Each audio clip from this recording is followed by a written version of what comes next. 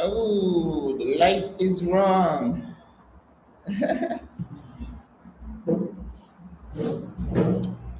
Every time I think I can trick this light, and it says, nope, you cannot do that.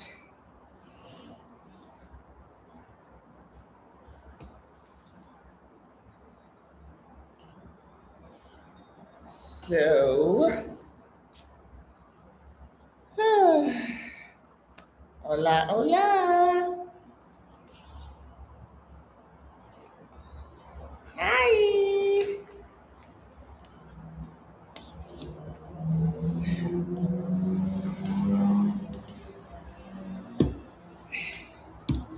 Sorry. There we go. I had to flip the camera because I thought I could be facing the water. Nope. So we are here on the 27th of December. Welcome to the live. Hola, Maryland. Hola. My daughter used to live in Maryland. I don't remember the town name, but she moved to DC from Maryland. And okay. Every time I come here, I have to kind of play with this YouTube. There we go. Hola, everybody. It is a nice. So today I brought my fan just in case I start feeling really warm here in Panama. I had 2 Spanish classes today, so I'm like, hola, happy holidays. Yeah, my Christmas was kind of quiet. I had 3 ladies here, and I cooked a little bit, but nothing like Thanksgiving. Woo, Thanksgiving was something else. I cooked my heart out, and I was tired. But I decided I didn't want to do that for Christmas, and I didn't, and we did good. But anyway, I was so busy this morning. Ooh, sorry, Facebook. I was so busy, I didn't get a chance to look to see if anybody had a topic they wanted to address. The city has been popping with all kinds of events. They've had rooftop events, they've had white parties, and I think on the 31st, they're going to have another white party. And two of the YouTubers, newer ones, are really popping. Them butlers, so they're putting together different parties. And I know Big Will from Go Explore Panama, I believe he changed the name of his company. They usually do like, you missed it in between videos. What did you miss? Were you talking about switching apartments a couple of months back? I was thinking about it. And then I decided to not move. And I'll tell you why. I'm in a very good area, and I enjoy the view of the water. I can see the Panama Canal. I can see, when you wake up in the morning and you see this, it really does something to calm you. And then the other thing that made me, change my mind was that the prices of the apartments, as I was telling you in another video, what is this? It was another video that the prices have gone up. So I know that I would not be able to find these types of amenities with the location in another place. Um, and you kind of get spoiled, you know what I mean? And you go somewhere and everything, things will start breaking down, and the The building, the amenities may not be the same. So for those reasons, I decided to just stay where you are. And then plus the fact of moving, you know how much work that is, boxing, unboxing, changing a name on your accounts and all kind of things. So I just decided to stay. And then that's the thing, when you're making a decision, you want to look at all the factors, right? Option A, B, C, and then make the best decision. So no, I didn't move. I decided to stay. Hola, Greta. So if you guys have a topic or some questions, I am here. You got it. The devil that you know. All across, many decisions. The devil, you stick to it. And I have to say, I do not have any problems with my landlord. She's here in the building.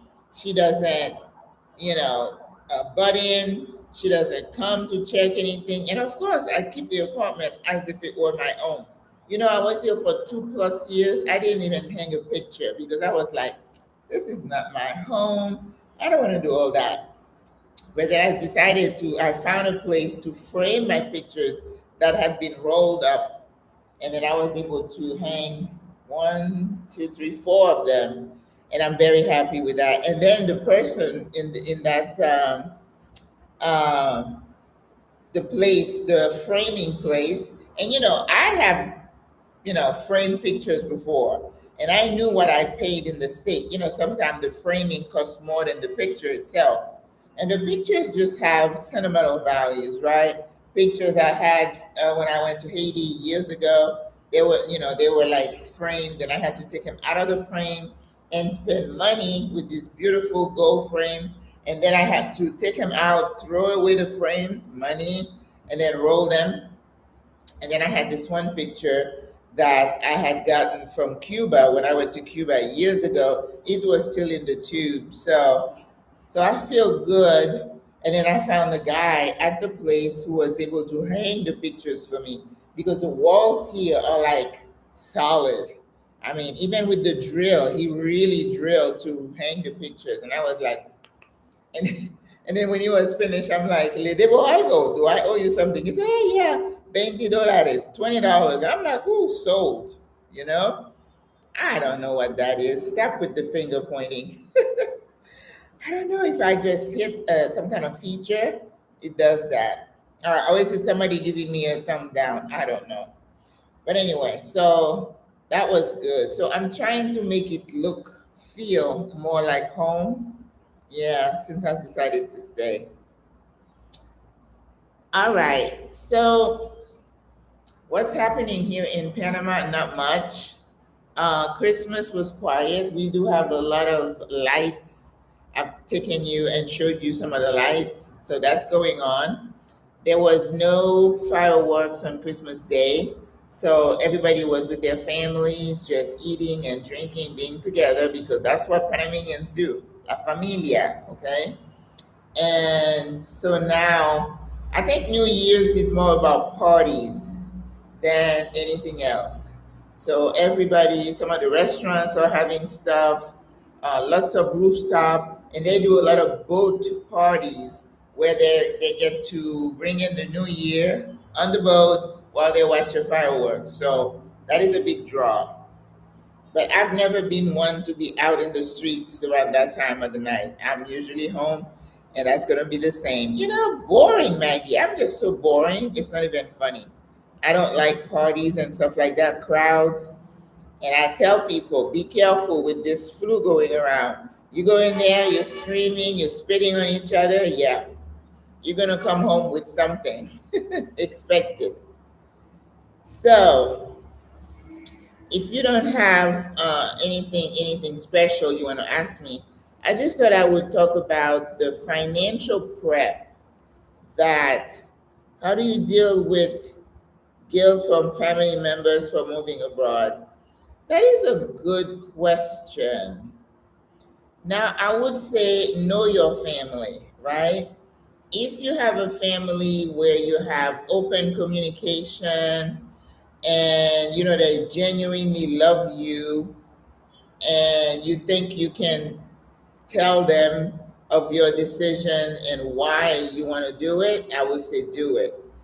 But some people also would tell you that if you have families and friends who, you're not sure, maybe they're a little bit envious of you or whatever, then you have to kind of gauge when you want to tell them. Maybe not till when you're close to executing your departure.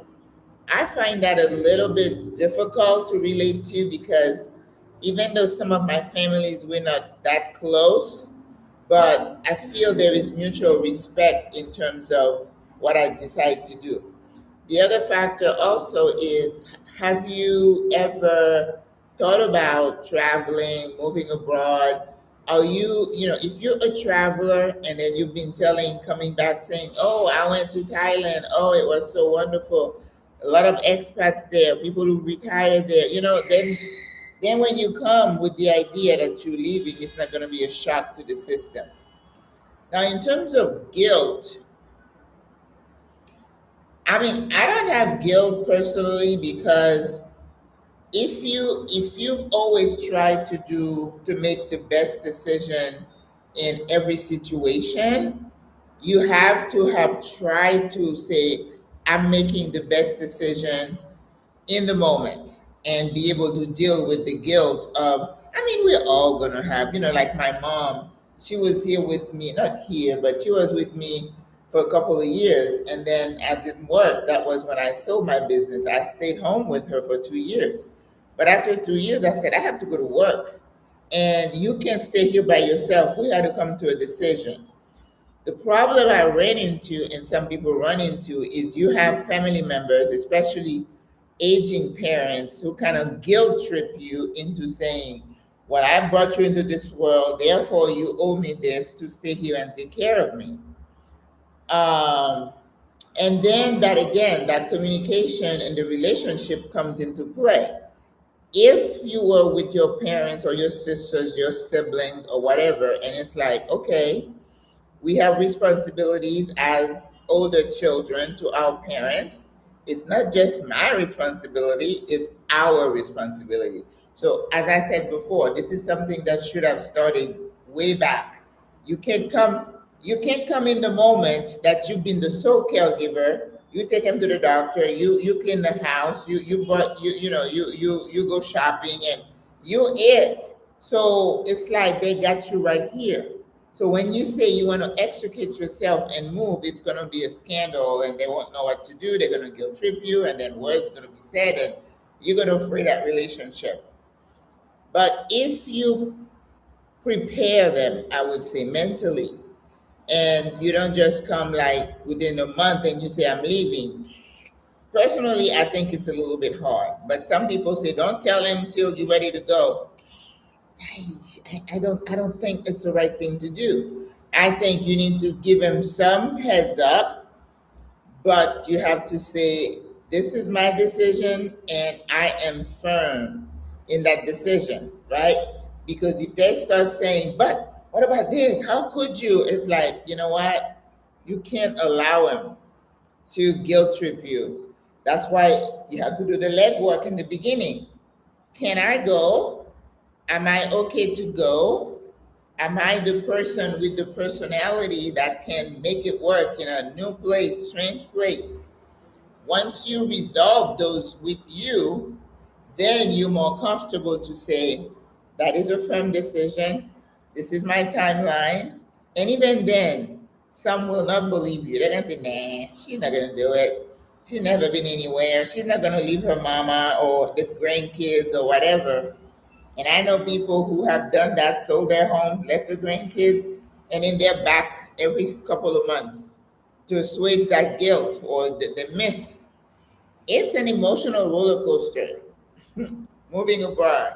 So you have to learn to manage it, being clear as to why you're doing it, and then gently bring them across to say, this is a firm decision. Yep, within 6 months, and you start decluttering and giving things away. So they're like, oh, she's serious, right? So you gently bring them along so that, when that time comes, just like, have some family gathering, go on short vacation, talk about it so it's not a shock to the system. Yes, they're going to keep guilt tripping you and say, well, I'm sorry you feel that way. But for my mental health, my financial situation, this is the best decision for me. And then, like I said, you don't need to go into a shouting match. They don't, and if they try to be ugly, and that's when you set the boundaries, right? I'm a grown person. I'm making this decision. Yeah, if it doesn't work out, I can always do something else. And that's the thing. They're going to say, well, you should sell your house. You do this. What's going to happen? You make a decision. You try to prepare for all eventualities. Hola, Brenda. But then you may get into a point, things happen. And if it happens, oh, well. Oh, aren't you going to be embarrassed? Why should I be embarrassed? At least I had the guts to try. This is what you need to understand. The people who are going to guilt trip you are the ones who don't have the guts, the courage to take that step. And then they're going to guilt trip you into the fact that, who does she think she is? They're not going to your face, but they're thinking, who does she think she is? And she's going to say, well, talk to the hand. I'm moving forward with my plan, and I'm sorry you feel that way, but that's my decision. And if there is any ugliness, and say, okay, you're crossing the line right now. I love you, but you don't have any right to talk to me that way. And let me tell you, sometimes you may lose some people. I was blessed that I don't think anybody in my family, I mean, they said, oh, she's not going to do it. Oh, she's going to come back. So every day they're like, when are you coming back? It's like, I didn't say I was coming back. So I think it takes love and patience and understand that they're having a hard time dealing with the situation. That's why your responses cannot be defensive. Well, I'm grown. You tone it down, but move ahead with your plans, right? If you say, well, I'm leaving in a couple of weeks, can we get together? And they're giving you the cold shoulder, it might hurt. It might hurt. But let me tell you, it's not easy. And even when you get here, you're moving around. I tell people, you're busy getting the apartment ready, getting things. And then once everything is done, and then you're like, okay, I really did this. The reality sets in. And if you're not careful, the depression will set in also. So you got to constantly be aware of your emotions. Where are you on the continuum? Okay? Because it's normal to feel those things. You just have to do other things to counteract it. I'm with you. I do not like crowds. No, I don't. I don't like parties. Good. I'm ready to go, but my husband is not. Ooh, that one is hard. The US is all he knows. Was it a big culture shock to you? No, not to me, because I've been a traveler. I've been to Africa, to Europe. I've traveled alone. I've traveled with my daughter. My daughter was a teenager. I took her around with me because I wanted to expose her to the bigger world. Because the people who've been in one place are kind of narrow minded because that's all they know. They don't know that there's a big world out there. Maybe they see it on TV. And what you see on TV, as you know, is distorted. Like when you get to Africa and people will tell you that, and you're like, what? This is Africa? It looks like you were in some major cities, right? In the US. So the media distorts a lot of things. And I've always been curious about the world. I want to see, I always want to learn. I want to try the food. I want to see how they do this and that. And that curiosity has always kept me on the edge so that when I said I was leaving, they were not surprised because I was a traveler. So Panama, and they tell us the reason so many people are coming here is like people like me saying how wonderful it is. I said, well, I can come on here and lie to you. I can tell you what my experience was. I came to Panama 3 times, and then on the 4th time I stayed. I know I met maybe 2 people who said that they came sight unseen. I don't believe I am the kind of person who could do that unless my life was in danger and I had to run out really quick. And I empathize with those, right? But I think being traveling and checking the place out before you get here is a good, it's recommended. But you know, you guys, everybody can do whatever they want, right? So no, no shock to the system. And I think my next video is going to be why Panama. You know, people ask me all the time, why did you choose Panama over? I went to Africa, I went to Ghana, I went to Rwanda. uh, where else have I been? I was in Chile. I went to Puerto Rico. Not that I would ever want to live there, but you know, you do your work, your you know, France and England. You do your due diligence, and you like, I know who I am, but I'm a retiree, so my requirements were different from maybe a younger family. I'm looking for cost of living, affordability. I'm looking for healthcare. I'm looking for things that are familiar to me. A lot of people, brown people, that was important. Some people mentioned the distance to the US. That was not a consideration for me. But the kindness of the people, the soul of the country was important to me. Is it a country where I'm going to have to fight the same battles that I'm fighting in the US? You know, people looking down at you, spitting on you, or giving you the middle finger and other thing. I didn't want to deal with that, right? So that's part of your why. What you're looking for in the country you're considering, all right? And not just believe me, my experience. Come experience it for yourself. One of my students came to visit this week, and we were just talking about how some people say the moment they hit the airport, it's like there is something in the air that just calms you down. Well, right now, that's something everybody is looking for because everybody, all our sisters and brothers are so stressed out over there, you know, and it's not good health wise. You know that. But if you have a spouse who's not ready to go, sis, I didn't have that. So I really can't tell you, but I can say that it would be very difficult. I know someone who left her husband and they ended up divorcing because I don't believe you can do long distance marriages. I personally don't believe that. I don't think it's healthy for you to leave your husband somewhere and you over here, over the ocean. Anything can happen, right? You leave a man to himself. And I know some people who leave their teenagers. That's hard too. That is hard. So if he's not willing to even come and check it out, sis, you have a problem. But I don't know. I feel like your marriage is more important, but that's me, right? I'm not married now, but I'm thinking if I had a good marriage, if your marriage is not strong, moving abroad is going to be a huge stressor and can even cause and lead you to divorce, right? But if it's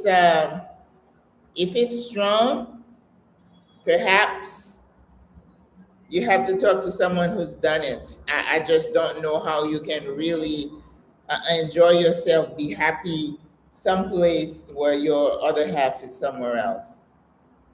Because what is the idea of growing older is to support each other and care for each other, right?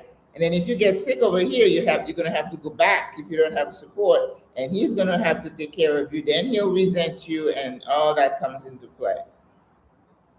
Yep, they will guilt trip you, but you have got to know how to be firm, as I said, kind, understanding. Some of them have a hard time dealing with the idea of you leaving, and gently bring them along. Say, well, sis, these are my reasons. If you love me, you'll understand. And plus, you can come visit me, and I'll come and visit you. I'm not going to be gone forever. That's why I talk about budgeting. Budget some time to go back and maintain the relationship because you know that's still your family.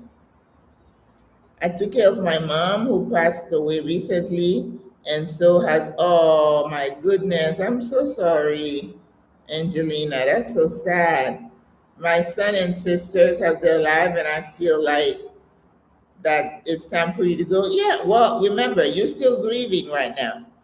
And I always tell people when you're making such huge life decisions, don't make them while you're dealing with some major emotional stuff because you may not be clear headed in making that decision.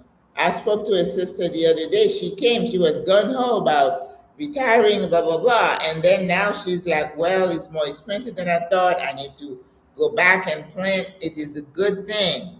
Don't rush to make such a big decision without weighing all the pros and cons and where you are and be realistic, right? Because moving abroad is not for everybody. It's not. It's not easy. It's hard, right? You gotta make a decision and as to what's best for you exactly. Uh,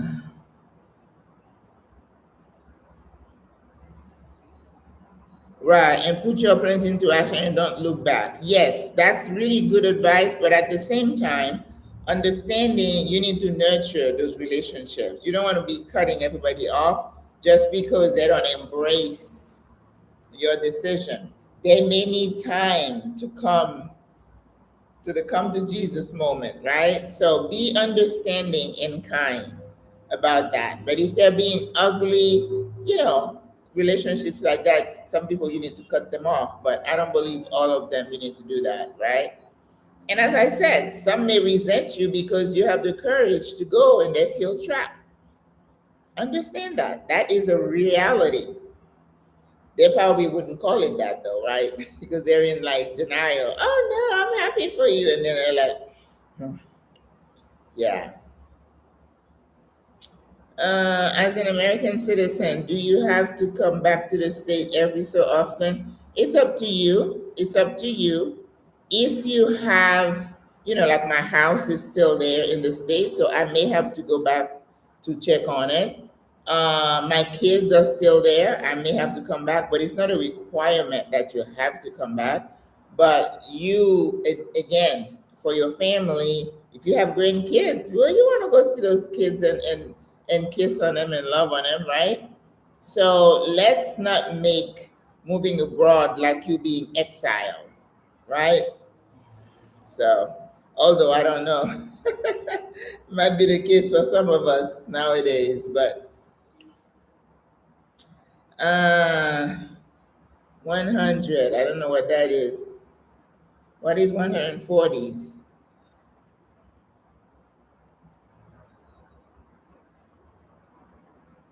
All right. Hi, Miss Maggie. Wishing you Happy New Year. Happy New Year. Oh, Chef Brooklyn, how are you? Are you in Brooklyn, really? Tea Travel, hola.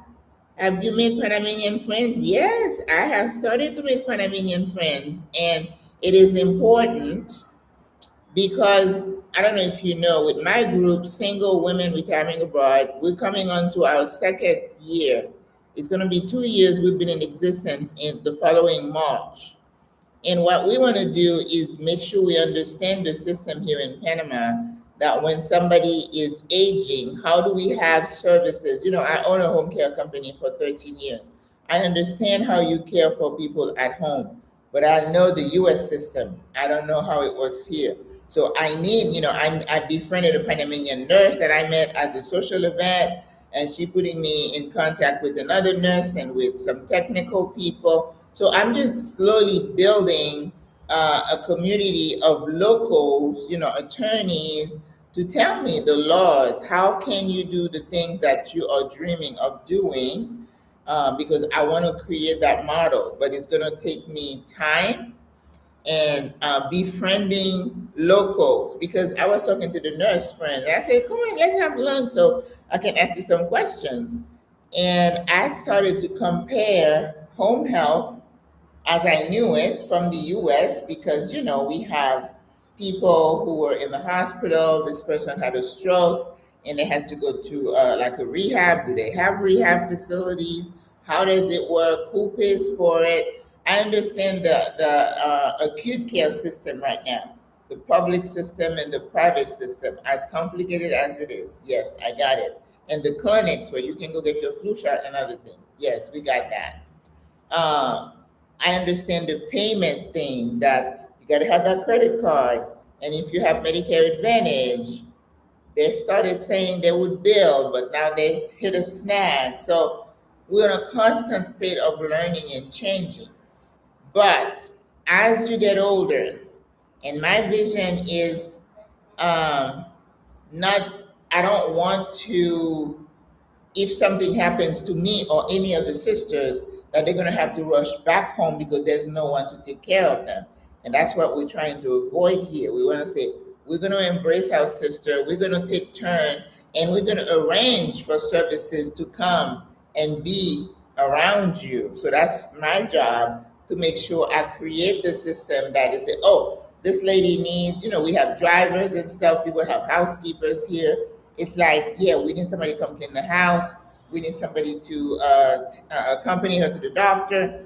So I was talking to her. I understand now the different level of nurses that they have. And then she was explaining that they don't have home health visits like we do in the public system. You can hire somebody on the side, but they have what they call turno. Turno is what it equates like a shift, right? So the nurse would come for a block of time, and that nurse will dress you, give you your medication, get something to eat. So they kind of do a lot more things, which is, at home, it's like, oh, I'm the nurse, I don't do this, or I'm the CNA, I don't do this, or I'm the sitter, I can touch it. So I needed to do a compare and contrast and understand that we can have those services surrounding somebody when you are aging. I'm getting closer to 70. We have people in their 70s, the majority of our sisters, and then even have an 80-year-old. We had a 97-year-old. So we have to plan for people who are going to live a long time. And how are we going to do it? We got to watch our monies, and we have to be able to hire people that we can afford. Hola, T Travels too. So nice to see you. Friends, yes, I just answered that. Yeah, and I'm constantly looking to connect with the locals. Yes, yes. And of course, our driver, he calls me a friend now, but this is somebody you could say, okay, I need you to go pick somebody up from the airport. Can you take us here? Can you take us there? And he's a fixer. Somebody may need help going to the bank to open a bank account, going to get something notarized, and everybody can just charge you $20, $30 an hour to assist them. And you need to be able to open your hand and say, if you need help, you pay somebody a few dollars to get it done, right? And that's it. Miss Maggie, can you come and help me? Well, I may not have time. And some people get upset if I say I can't do it. Well, that's on them. I don't worry about that. I cannot be pulled in 10 different directions. I will not. How would you rate Panama for a person who has and is still being treated for cancer? Your overall thoughts of relocating from the US with active cancer or other serious health condition? Now, I want you to know, most of your medical care you're going to find in the city, okay? And you have to understand that that care may not be covered by insurance, because even if you're not 65 years old, if you have a diagnosis of cancer, you are not going to find any insurance that's going to cover you. So you're looking at out of pocket. The Medicare Advantage that I talked about earlier is only for emergencies. If it's a chronic condition like dialysis, cancer, you're paying out of pocket. And I cannot tell you how much that would cost. A lot of time when people are talking about having active issues, I said, call a doctor, like Dr. Duncan or some of the doctors, and get, do like, what do we call that? A consult visit, and say, this is my situation. Do you think I can get care? There is a cancer center here in Panama Clinic. Now, Are there specialists in everything? I cannot tell you that. But I know they have specialties, pretty much every specialty, even in psychiatry. We have that here. The other issue with active cancer could be medication. Are you getting some kind of chemo drug? You need to find out, is it available here? So, for someone, and I'm a nurse practitioner, right? For someone with active diseases that need close monitoring, and let's say in the US, you have your team of doctors, your older-gist, oncologists, and, you know, and you have your nutritionist, you have your radiation specialist, and all that. I would be amiss if I told you it's easy for you to relocate to a place like Panama. A lot of things you can do here. Panama is becoming a hub for, what do they call that? Medical tourism, right? So, if you have, you need back surgery, you need knee surgery, something like that, those things are like more elective. Yes, even Colombia, that is close to us, is very big on that. But on the chronic, like dialysis and stuff like that, yes, but you're going to pay for it. Okay? So I would say talk to a physician, and when they give you advice, take it.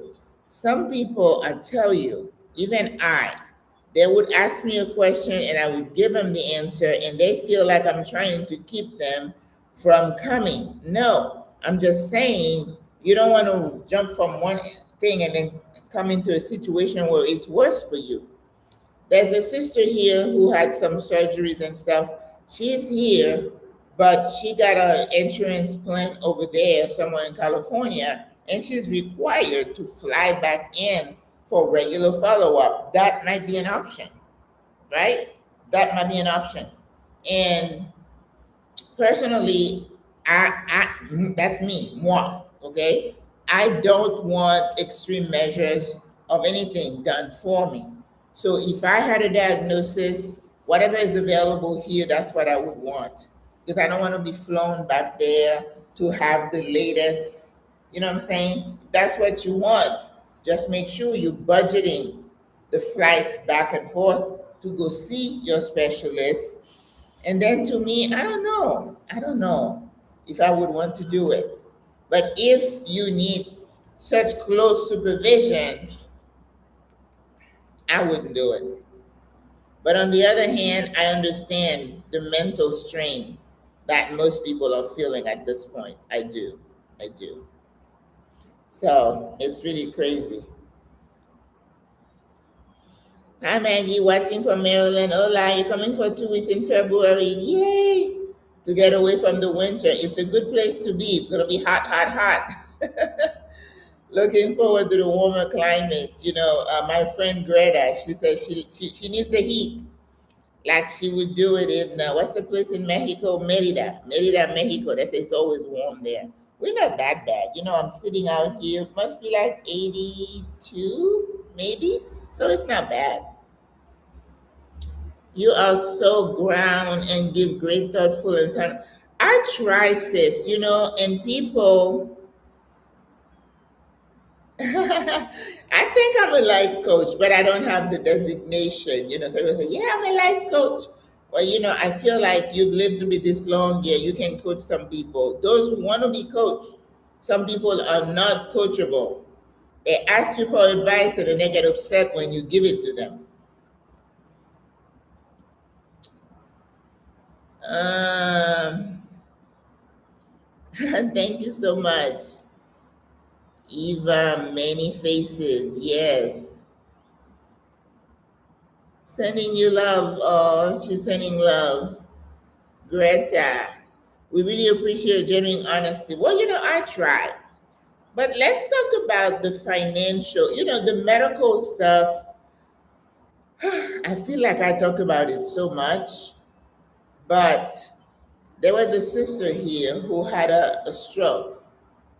She did not have insurance. She was younger than I, in her 50s, and she had a stroke. So she went to one hospital. This is a scenario, you guys. And it's a medical slash financial consideration. I've been here almost 3 years. Thank goodness I have not needed to go in the hospital, and I'm thankful for that. Like I told someone, I said, I haven't even been to a doctor. Oh my God, you should go to a doctor. I said, but I'm not sick. I went and had my lab work done. I don't need a doctor to do that. I can read it myself. I'm good, but I'm a nurse practitioner. If you're not, don't do it. So, but I will secure a doctor just because when I do my emergency card to put it on my pocketbook in case they find me on the road, at least they'll know who to call. In Panama, you need to have a doctor that you can call or somebody can call for you in emergency because that doctor is going to direct you as to your next step, which is, thank you so much, which is different from the US. And someone also asked me to do a video about the emergency system. That is something you need to know because it's not the same. It's not. So this sister ended up, she had the facial droop and all that, all those signs and symptoms that you know. And her lifestyle wasn't that great. She was obese and other thing. So she got there and they said, yeah, you're having a stroke. But in order for you to be admitted to our ICU, which is what intensive care you need, we have to pre-bill your credit card $6,000 just for you to get admitted to that intensive care. That doesn't include what they, it's just like a deposit, so to speak, an advance.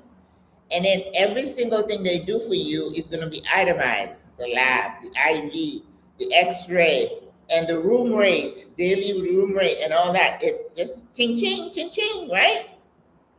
She said, no, I don't have a credit card with that much on it. And then they said, well, then we're going to have to transfer you to the public hospital. They're going to transfer you there. If you are an older person, you don't have insurance, and you have something major, heart attack, stroke, whatever, you pass out, the locals tell you that you should not go to a public hospital because the public hospitals are for the general populace. They're usually busy and crowded. You might have to wait to get care. And then someone asked me, well, surely they have a triage. Well, I hope they do. I hope they do. And I was in that emergency room with that sister, and I looked around. I'm like, it doesn't look bad. I mean, it had the different bays. The only thing I saw, that was at public hospital. The only thing I saw was they had like one area for respiratory people, and they were like one bed next to the other. And I'm like, well, that doesn't sound really good because you're going to be sharing the bugs, even though they're wearing masks. It's going to be in the air. So you got to deal with that. But the major private hospitals, people who have gone there have had good care. But ching ching, okay? Credit card. Every single little thing. This sister was admitted to a hospital. She said, when they wanted to do a CAT scan, they're like, oh, we need your credit card. And I'm like, well, you have it on record. Why do you have to ask her for it? So every single thing is itemized and ching ching ching ching. And when you discharge, they're going to itemize everything, come with the total. They will deduct the advance. And then if they need to bill more, they will. Or you may get a credit in some instance. They'll put that difference back on your card. But you have to have a credit card. So this sister, after hours in that first hospital, then she was transferred by ambulance to the public hospital. In that time, I'm talking 4 hours. I know if you're having a stroke, she's in her 50s, they could have given her the medication to bust the clot in her head. So the damage would be limited. But she was sitting there waiting for 3-4 hours. So she was already outside of that window. And I don't know if the public high reg, I don't know if the public hospital is a stroke center. You know, if you're stroke certified, you know you have 90 minutes to administer that medication for it to be effective. And then they have to do good history and physical to make sure you're on an aspirin, you're not taking anything that is blood thinner, otherwise you're going to bleed in your brain, because that's what the medication is. It's a clot dissolver. So she passed that, and then we had to take her to the public hospital. And I remember being there translating for them, and then the nurse looked up. She was on a stretcher in there.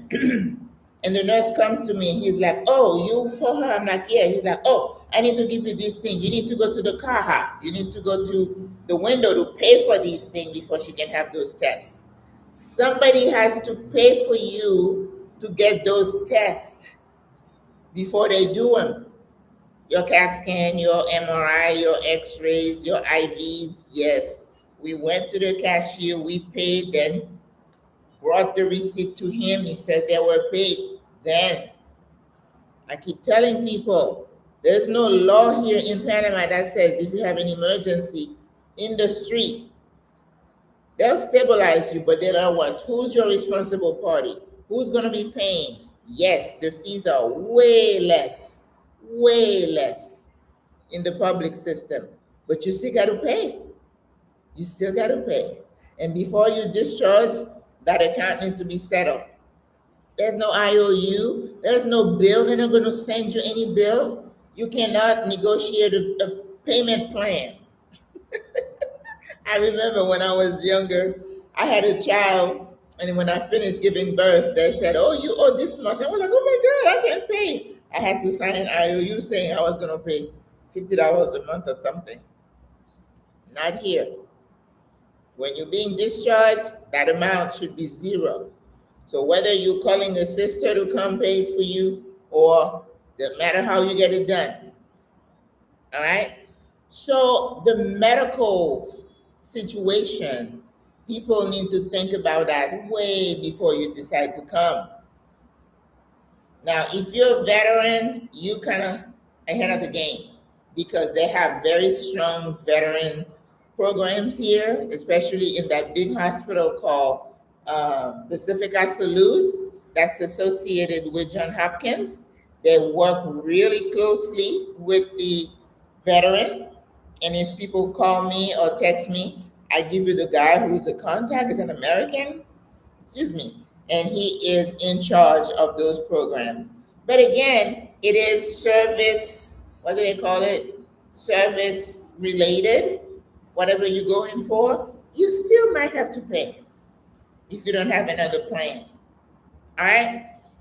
Now, if you're retired and you can show that you have at least $1,000 in income coming, you qualify for the pensionary visa. But that is not the amount you need to live on. It's so when I hear people say you can rent an apartment somewhere in the city for $450 a month, I don't know what that is. I could never ever tell you that. Okay? I think that this way, it's the way I feel, that in our older years, we want to live comfortably, but we don't want to be scratching pennies, right? So that's why you kind of manage your money wisely. How you spending on what? Are you going to the rooftops and listening to live music? You need that, like you need air every single month, every single week. Well, that's on you. You're gonna have a high entertainment budget. I don't, because I don't enjoy those kind of places. That's me. Food. So many other sisters do not cook. They don't want to cook. They say, "I'm retired, I'm hiring a chef." Well, I don't know how much they pay them, but that's money. You could have saved some of that by cooking your own food. I can't relate because I can't even imagine someone cooking for me like that. Now, if you invite me over for a meal, I will really enjoy it. But on a day-to-day today, I don't need that. So your biggest expense when you come to Panama is going to be your rent and your food. And then you need to put some money on the side for your budget, in your budget, for those medical expenses. Because sis, If you have a cold and you're not getting better and you want to go see Dr. Duncan, you're going to pay. And these prices are going up as well. Seeing a doctor, Dr. Duncan's give you shots, give you infusion, ching ching, 200, 300 a pop. Then your medications. Some medications here are cheap, for like diabetes, high blood pressure. But things like vitamins are not cheap here. Cold medicine are not cheap here. And we get a discount. You can get a discount on your meds. Every pharmacy, because of so many expats, older people here, they'll say, oh, every day we give you 25% off on anything you buy. And yes, we do get the discount. But it adds up to get your teeth clean. Yes, I know it's every 6 months, but if you had major dental work done, ching ching, I don't think there is any insurance here that covers dental. Okay? So whatever you need done, ching ching, your regular women's care, mammogram, pap smear, your bone density, all these things that we do, ching ching, you gotta put it in the budget so that when you need to pay that doctor, you don't have to swipe that card. I say about 200, 250 a month, put it on the side and have some cash on hand that if somebody finds you and in your medical emergency bag, that's another thing we talk about here, you need to have a medical emergency bag. You put your medical information and some cash in there. But when you rent an apartment, and I've told you before, these prices are going up. An apartment that used to cost $1,500 a month now is about $1,800, $1,900. And you have to pay one security deposit in 1 month. So you need 2 months. That's all. It's not 3. And it's nothing like in Ghana where you have to pay a month or two ahead. I mean, a year. A year or two ahead. And I'm like, how much money is that? You mean I have to pay you like $6,000 so I can get an apartment? What if I don't like it?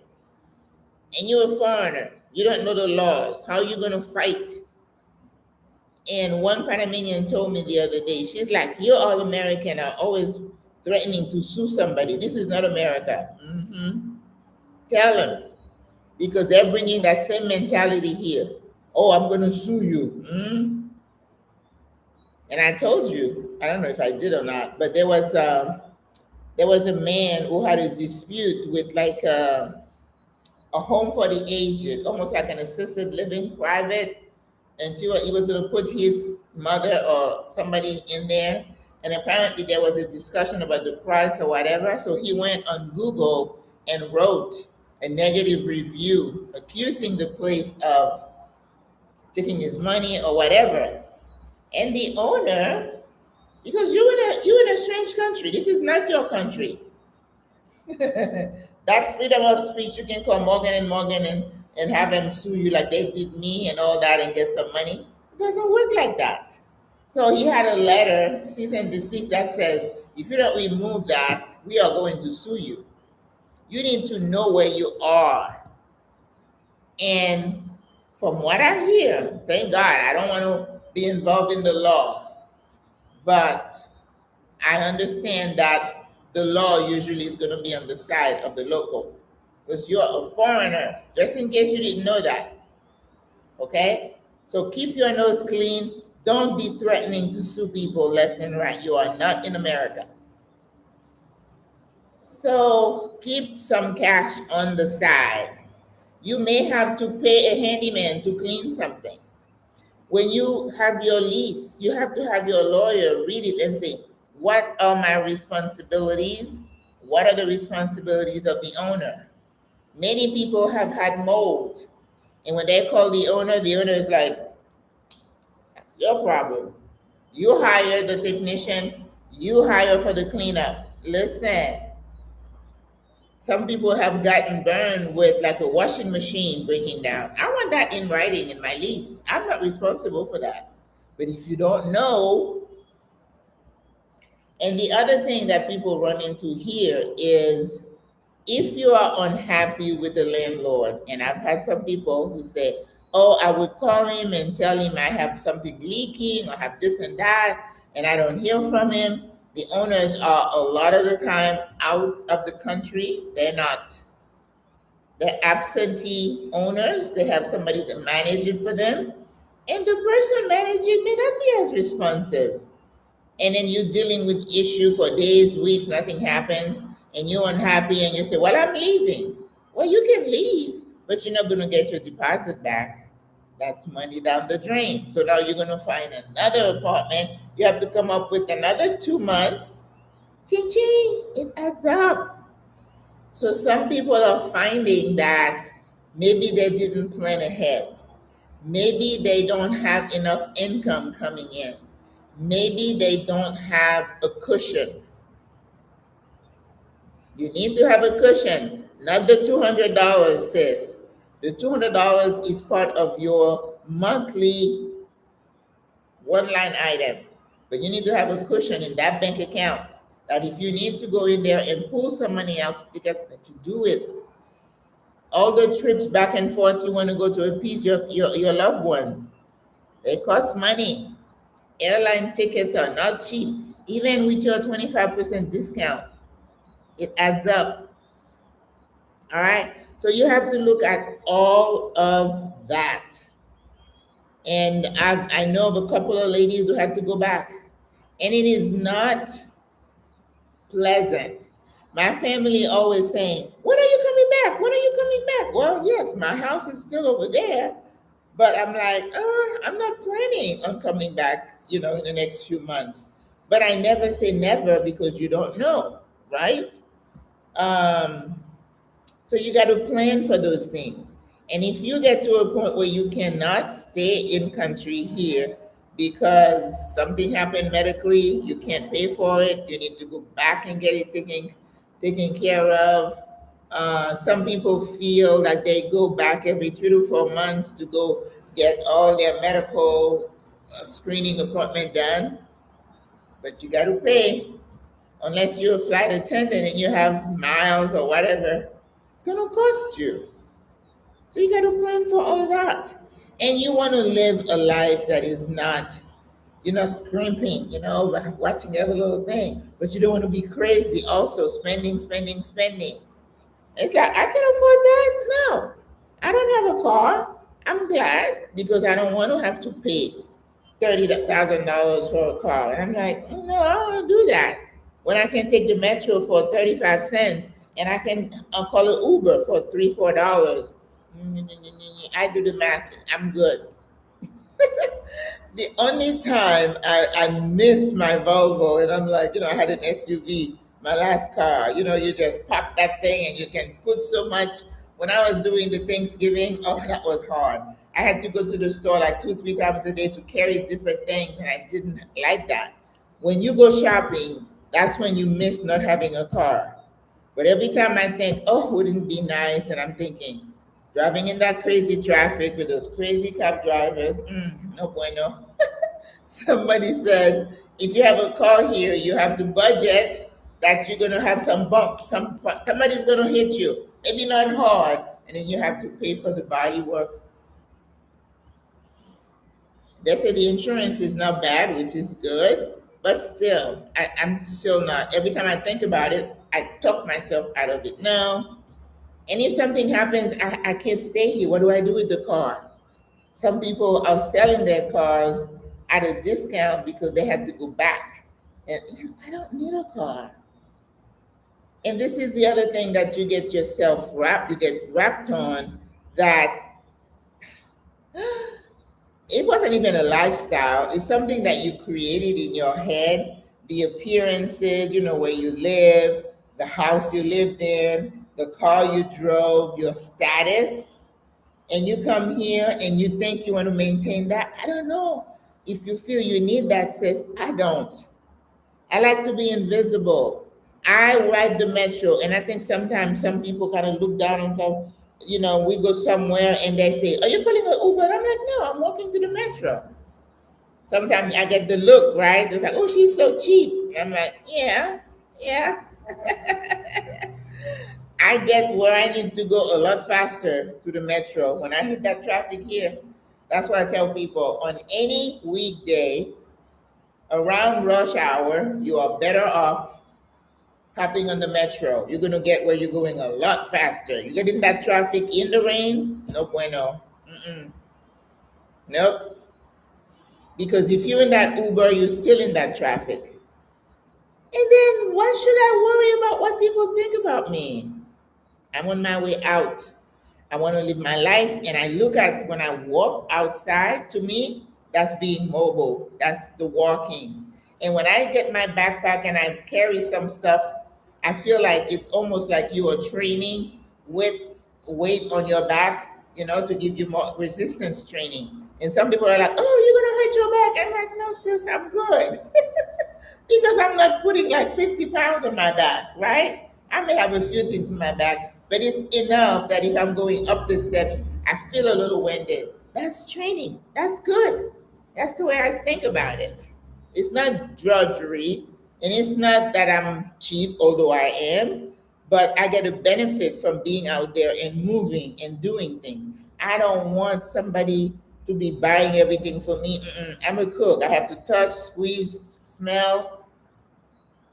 That's me. All right. But I know I have that option. Delivery is an option. If I'm sick, yes, I'll do it. But on a day to day today, I don't have to. Uh, Listen, sis, the sense of humor, it keeps me going. If you don't have a sense of humor in this day and age, you're in big trouble. If you're only going to look at all the stuff that's happening, mm-mm, no bueno. Many coaches do not have empathy nor wisdom. That's true. Thank you. You make it easy for people to have a soft landing. And what's the point of being here first if you can't lead the way for someone else's? I don't understand that. I really don't. Hola, Elga, my friend Elga, watching on Facebook. Yeah, what's the point? I always said I didn't want to be somewhere where I was going to be a pioneer. I don't want to be the first one there. But certainly, if somebody is coming and they have questions, I have answers. And if I don't know, I'll tell you I don't know, right? But the fixer, the driver, they are locals. I'm like, ask him. He'll be able to tell you, right? All right. I pray that your vision is fulfilled. Thank you. And may God cause you to be in awe of his work in and through you. Aw. Whew. Sis, growing old is bad enough, but growing old away from home is a whole different ballgame. The other day, I went back to my notes. I'm always looking, I have my notepad underneath the laptop. I'm always looking for ways to give back. And I know with SWRA, we have a team. They call themselves the Give Back Team. And what my vision was for the Give Back was to really give back to the Panamanian people. And, I tell you, I watch the news almost every day. And one of the things that, in addition to the gang and all that they talk about, is the amount of old people that are seen as abandoned, because we do have a homeless situation here in Panama City. When you have people with no jobs, and we know homelessness is not just the people with mental issues. It could be somebody losing a job, and any one of us is one step away from being homeless. We have some threats to our livelihood also. But I saw this group, around the holidays, they're always highlighting some charities and stuff. And they were showing that this home, this young man, I volunteered with a group of kids in El Chorillo where they had dropped the bomb. right? That we celebrate, we remembered not too long ago. But they are taking in, and a lot of them are men. They take them in and they house them, they feed them, and they give them medications. And I am going to look for that group to say, hey, I'm a nurse, retired. What can I do to help? Because they said that a lot of, he was saying, the young man, that they spend a lot of money buying medications for those people that they're taking it off the street, because a lot of them have mental issues, probably schizophrenia, bipolar disorders. Those things are rampant in the homeless population. So I'm looking for things like that where we can really make a difference, because aging is bad enough, but aging and being homeless, that's not good. I remember we had a clinic in one city I lived in where it was just dedicated to the homeless situation. And you know what kind of, I remembered some of these men coming in, and the state of their feet was something to behold. You have someone who's wearing some shoes, maybe some handed me down kind of shoes, and they never wash their feet for weeks and months at a time. And when and they drop themselves somewhere, and they're sleeping, they're not going in the bathroom and cleaning between their toes. And once you open those shoes, things crawl out. Let me tell you. So life can be pretty rough out there for those people. And now when we had a lot of the immigrants, the people running from their country coming in, and you have babies, children. This guy worked at the border here, and he was one of those people who escaped. And they were talking to, and he was boohoo crying, because of the state of the people when they landed here in Panama. Women had been assaulted, children sick, diarrhea, all kinds of stuff. The human cost. Whew, guys, it's tough. It's tough. But as I always say, we cannot give up. Um, we have to keep fighting. What choice do we have? We keep fighting, but how do we fight? Jean-Robert, Jean-Charles, hola, comment ça va? And it's just,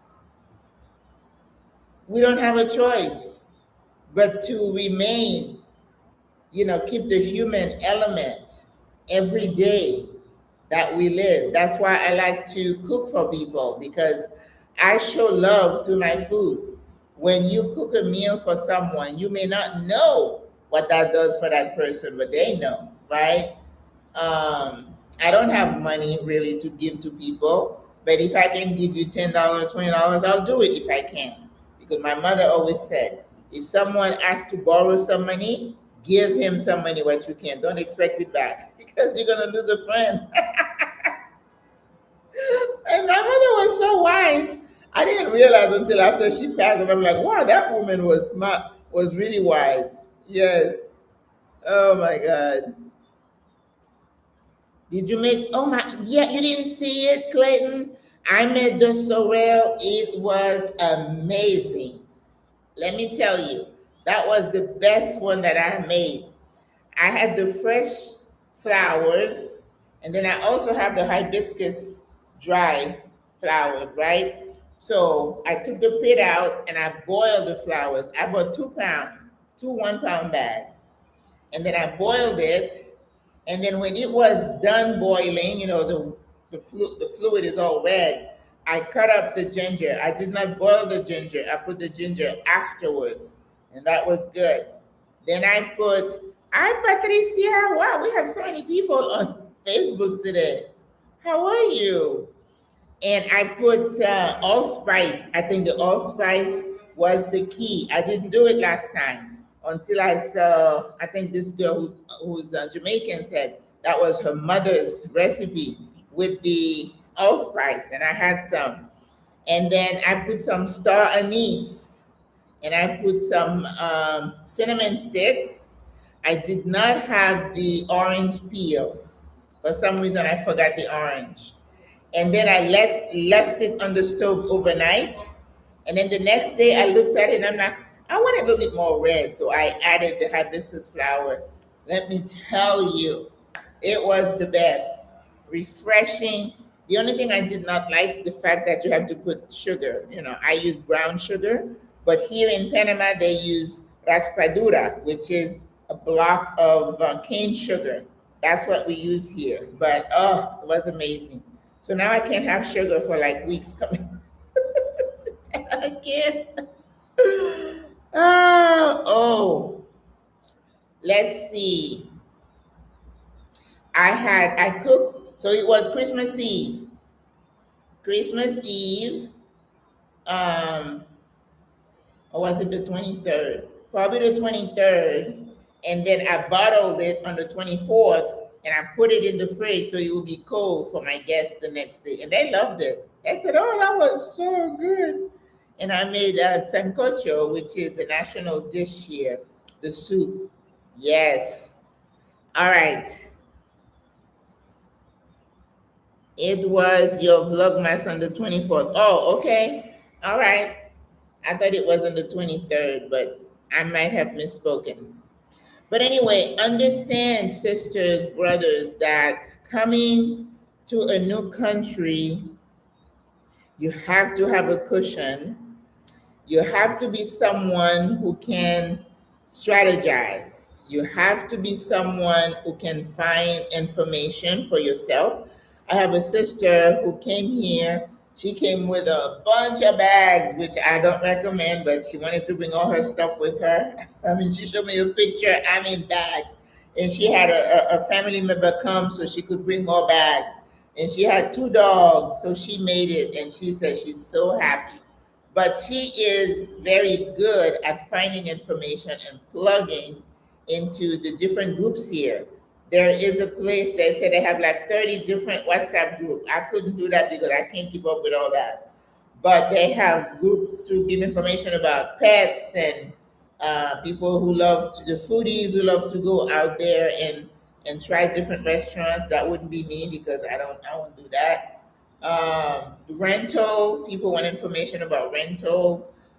And with the rent, I told you about how the prices are going up.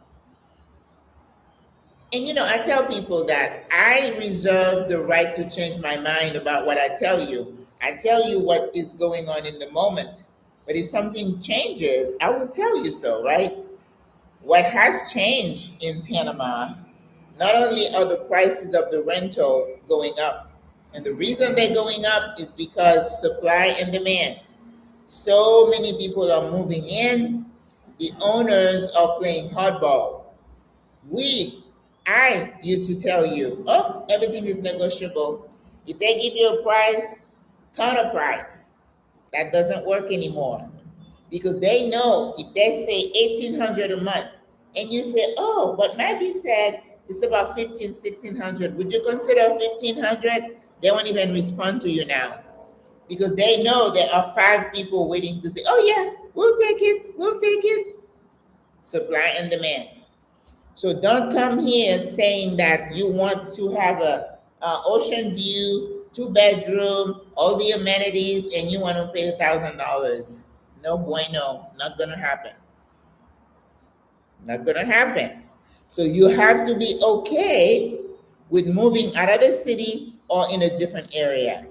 You may not have a swanky building, but you may have some amenities. So understand, what is it that's most important to you? Is it the number of floors? Is it the age of the building? You need an elevator? Do you need a gym? Not all buildings have gyms because we have outdoor gyms here on the Cinta Costera. People are using the outdoor gym all the time. And you can walk. You can buy a set of weights. You don't need a gym. It's not necessary. But 24-hour security for a single older woman, to me, that's important. Earlier today, I heard my bell ring. I walked to the front door. I don't have a peephole. I can't see who it is, but I don't even say, who is it? Because if I'm expecting company, I send a text or WhatsApp to the front desk to say, I'm expecting this person.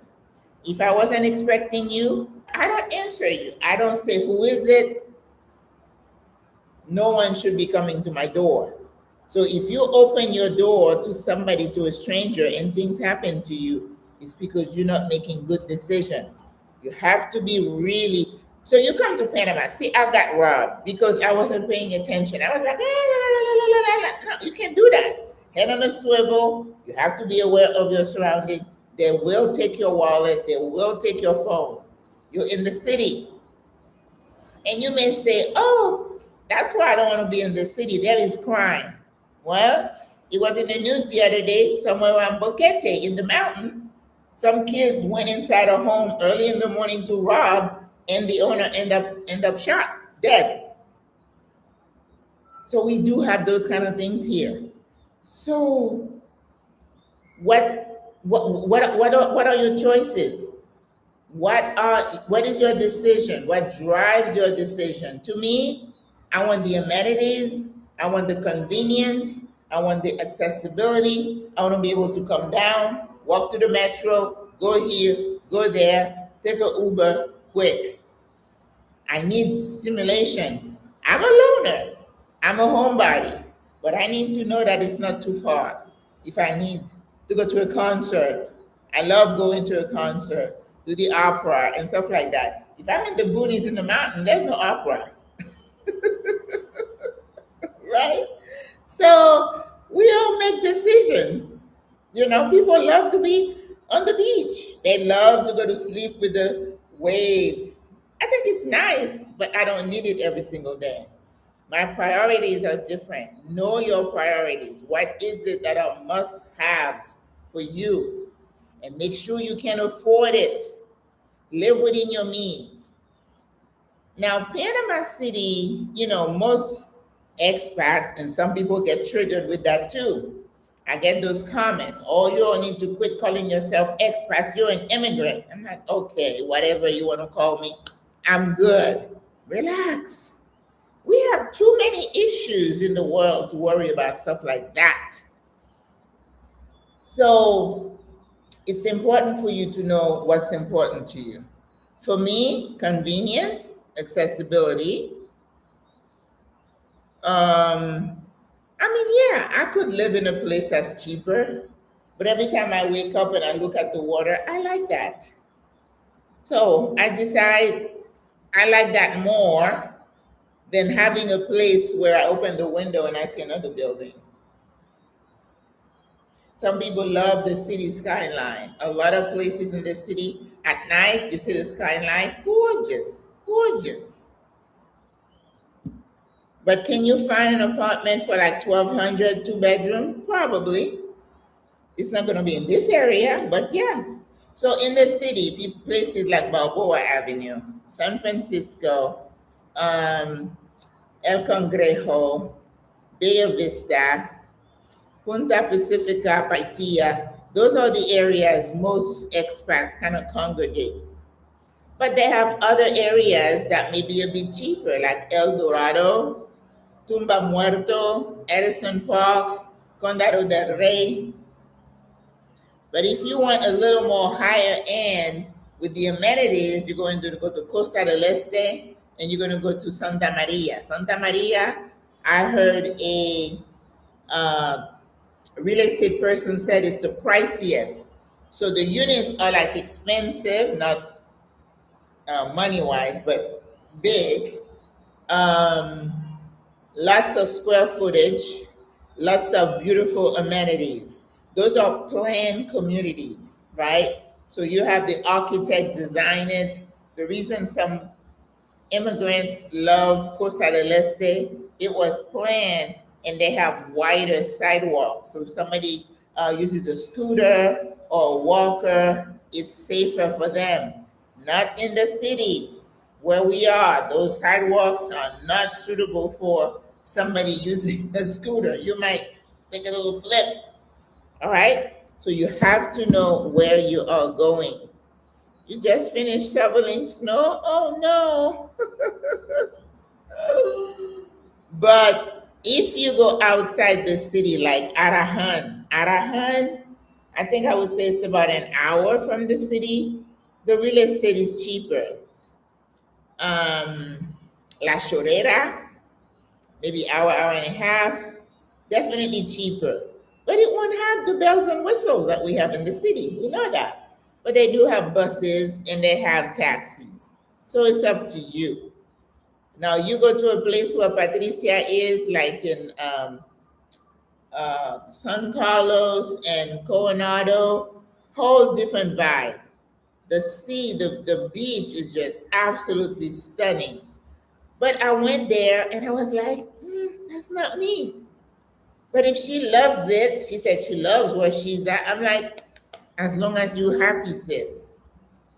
But in those places, ideally, you need to have a car, right, Patricia? And if you want to come in the city, you have to hire a driver, and then the drivers are getting smart too. They're upping their prices. They used to take you out for 25, now it might be 40. I did a video about is gentrification affecting Panama? Yeah, we're not changing the way the neighborhood looks, but certainly the prices. And somebody said the other day, "Oh, we're not riding the prices." Yes, you are. The more they see you come in with American dollars and they know you can spend the money, they're going to increase the prices. Yes, that is basic economics. If I had an apartment and I see I'm getting 20 different requests a day, you don't think I'm going to increase the price? Supply and demand. That's the way it works. If the demand die down, the prices will go down. But what I'm afraid of is that in the rush to come to get out of that place over there where we're all stressed out, some people are not taking the time to do the work of looking at their situation, their financial situation, and see if they can make it. You don't want your budget to be razor thin that every month you kind of borrowing from Peter to pay Paul. You're retired. You shouldn't. So if you need to move to San Carlos or David, outside the city, David, you can rent a house for $400-$500 a month. And David is the second largest city in Panama. So they have great hospital, good health care. You may have to have a car or you may have to just hire drivers, and it doesn't have all the amenities. And understand that a Panamanian home architecturally is not designed like the homes you think of. The smaller houses with lots of walls, separated, small kitchen, small bathroom, small closet. But if you downsize and you're okay with that, then you're good. No shame in the game, sis. But we know, hola, Julie Wilson. Hello from Woodland Hills, California. Hola. That's wonderful. Yeah, I know. I don't think I could do the snow. When I moved to Florida, I was so homesick the first 2 years. I'm like, oh my God. My first Christmas, it was 85. And they were talking about the beach temperature. And I'm like, where am I? You mean it's not cold? And then I took a trip there in the winter and it was cold. I'm like, oh, that's what I left. Okay, I'm good now. And that was it.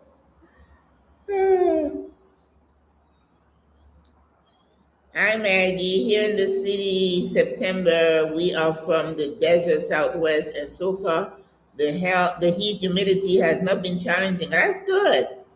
We are curious, how much more uncomfortable will it be in the dry season?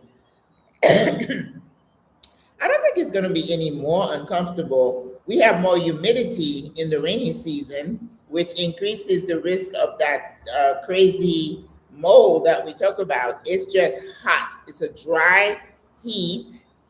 And what I recommend, if you're older, you stay indoors by 11 to 3 or 4. You need to be inside, whether you go to the mall to sit and shop, spend money, sip a latte, walk around when it's not hot, or you get your business done before 10 o'clock in the morning and then you stay home. But it gets really dry. And I remember one year when I was visiting, we even had some little fires springing, other places that you'd be driving down, on the bus, and then you see little embers. It was that dry and hot. Um, so we get like a nice little breeze. Like right now, I mean, I'm on the patio. It's not too bad. I feel a little bit warm sometimes, and I do this, and I'm good. I have not been using my AC a lot. I make sure I use the AC to dry the air because you have to be alert for the mold. Okay? That humidity is going to get you. Tina, hola Tina, my neighbor. I got all kind of people here tonight. That's wonderful. And let me tell you, I found a fan. I think you can see it right here on this side. And my electric bill has been amazing. Um, I am going to explore other cities, yes. And I have, it's funny you said that. I have a whole list. And what I'm going to do is that when people come, oh, you're trying to explore Panama, you need to know the different neighborhoods. And, like El Congrejo is like bohemian. It's got a mixture of different age groups and restaurants and coffee shops and, nail salons and everything that you need. And a park is very important in the neighborhood, right? Because here we have a park, and I'm like, oh, I like that park. I can just sit there and take a book. But I was like, sometimes I see some people who are like, people approach you when they see you sitting on the porch bench. It's like, maybe not. So you'll be really smart, but you want to know what's available: food store, pharmacy, and then sidewalks. Woo, that's a major thing. When you are walking in the city, I recommend you wearing comfortable shoes. This is not the place for you to be being cute when you're trying to, rush into the metro here and there. And these sidewalks are treacherous. They have like holes that happen out of nowhere. And then they'll have like a elevation like this much of like some kind of a metal raised thing. I can tell you how many times I have bumped into that with my tennis shoes. Thank God it's not my bare toes, and I stumbled, but I haven't fallen yet. Sisters have fallen, broken ankles, elbows. Be careful. This city is treacherous, so you have to watch where you're going. All right. Um, Yeah, I went to Peru. I think my next trip in South America, I'm going to go to Guatemala around Easter because I want to experience Easter in Pascua. Easter, that's Pascua in Guatemala because they do a really good Good Friday presentation with when they carry Jesus. I was telling one of my Spanish students, she's a traveler too. She was in Bali for a long time. She just came back from an Asian trip, and then I said, she's like, oh, maybe we can go together. So, but I haven't been anywhere since February, and I'm getting a little antsy. I think maybe I'll do a Caribbean place. Um, I want to go to Guadeloupe or Martinique, when they speak French, but it's not easy to get to those small islands. You have to change planes, and I don't do small planes. I do not like small planes, but I want to travel, but I don't want to go anywhere where I'm not wanted, where I'm going to worry about the way I look. I'm not going to spend money anywhere like that. So places like Italy, Spain, been there, done that. I have no desire to go back to those places. Even though I miss going to Ireland and what's the other one? So I'm putting those on the back burner for now. I'm just staying in this general area. Haven't been to Mexico. I gotta go. So I got places to go. But you know, Peru is pulling at my string. That food there, oh my goodness. Whew. You know, I'm a cook. I'm like, tell me how you made that broth. Oh my God. The food is amazing. But everybody's this high.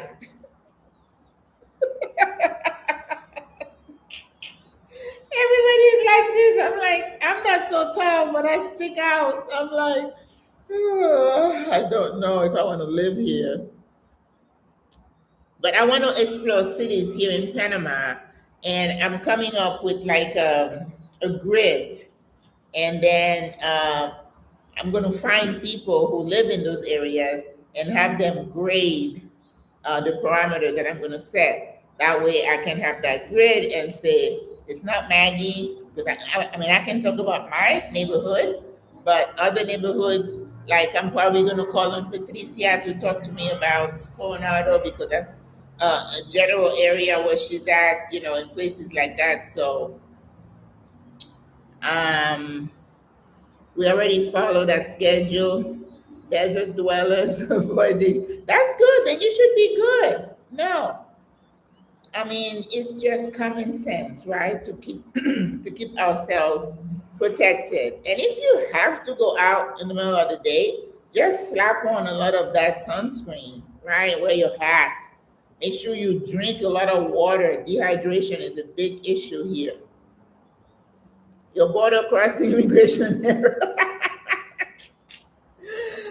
Girl, I've been $1,000 poorer. That wasn't nice. Ah, well, you know, the other day this lady was saying how her friend got her phone taken out of her backpack, and I'm like, didn't you watch my video? Backpack, phone, no bueno.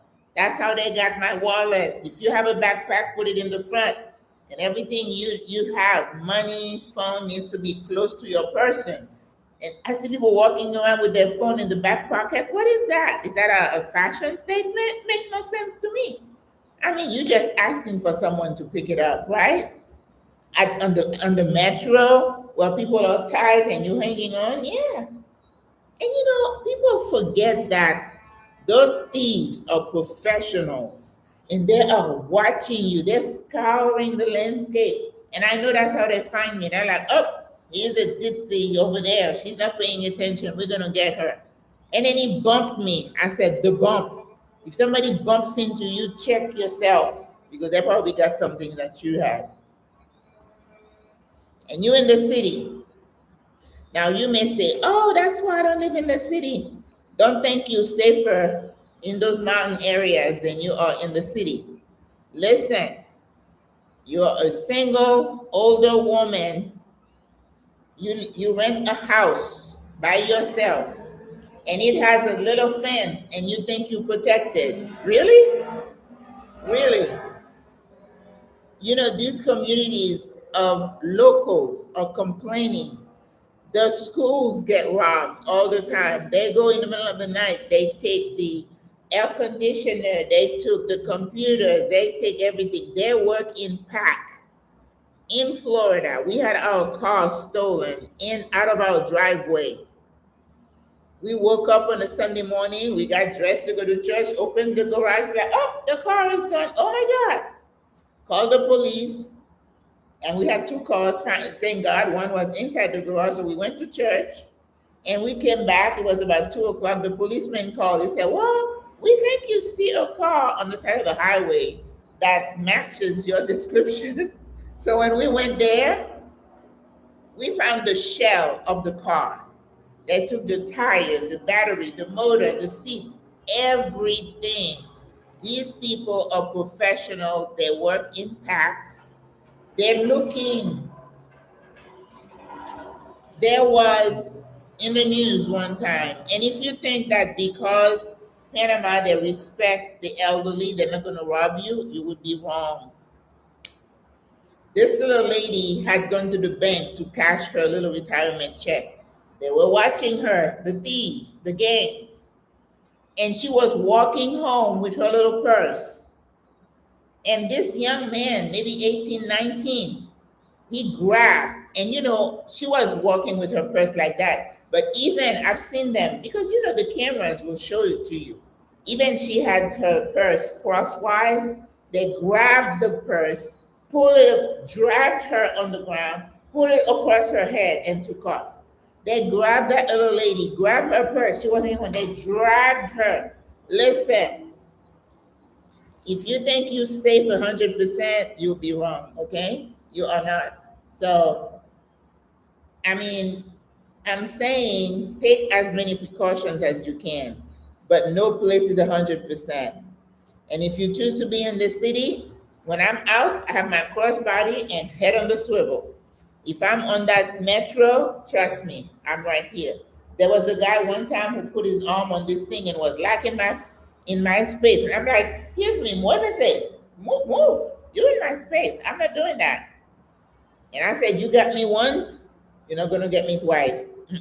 No. That's what we are doing. Using humidity monitors, very important. The fan, the AC, definitely. Oh, I was going to tell you, when I used that fan, my monthly bills went to the 20s. I'm talking $27 a month. That's with my discount. So you can control that if that is a concern for you with your diet. But you have got to run that AC so many, for like a set time every day. And if you're gonna be gone, make sure Nerva. Oh my God! Hola, my friend. How are you, darling? So good to see you. Aww. My nurse friends, they bring memories. Almost make me want to cry. Um. So you have got to run that AC. Now, I was gone for a month in February. I had a sister come. I gave her my key, and I said, at least once a week, come here, come on the balcony, enjoy yourself, and turn the AC on and let it run. She was watering the plants too. But it's important that you don't leave the house closed in. And one sister said she had the mold issue, and she said, they told me not to open my windows. I'm from Florida. I like fresh air when I can find it. So some evening, I call them balmy, when the wind from the ocean comes. I like to have that. Some people apartment get crosswind, they call it. I don't, because my living room just looks straight across the water. But if you have a way to get some fresh air in, you do that. But you still need to run. I have the dehumidifier on almost all the time.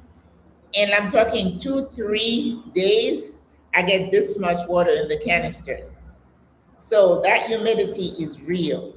All right? And you don't want to go for like days on without airing the place out. No bueno.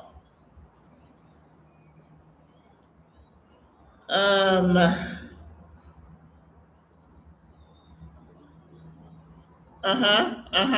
Yeah, you get used to 80, 82 degrees. To me, that's good temperatures, right? But in the evening, sometimes it's especially nice. And it's a nice time to go on the Malecon and take a walk. Especially now, we have all the lights and all the families are out. Oh, it's nice. It's nice. Sunscreen, yes. Have you been to Boquete? Yes.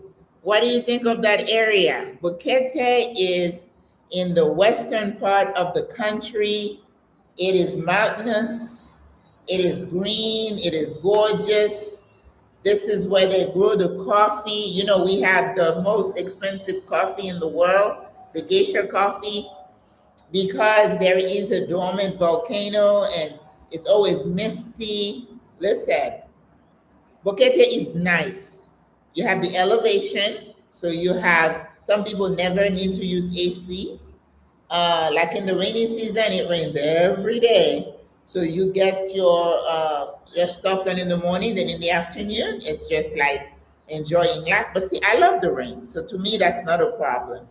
The only issue I have with Bukete traditionally has attracted a certain groups of people that I don't care to associate with so much, and I don't need to say anymore. But I want to be somewhere where I kind of blend in, and I don't think you can really blend in Bokete, even though there are some sisters who look like me who like it, because to them the heat is just, you know, uh, it's like, what is it? It's a deal breaker for them because they don't like the heat. But I'm from the Caribbean. I live in Florida. The heat doesn't bother me. So that is not a requirement for me. But for some people, it's like if it's over 80 degrees, it's too hot. I'm like, okay.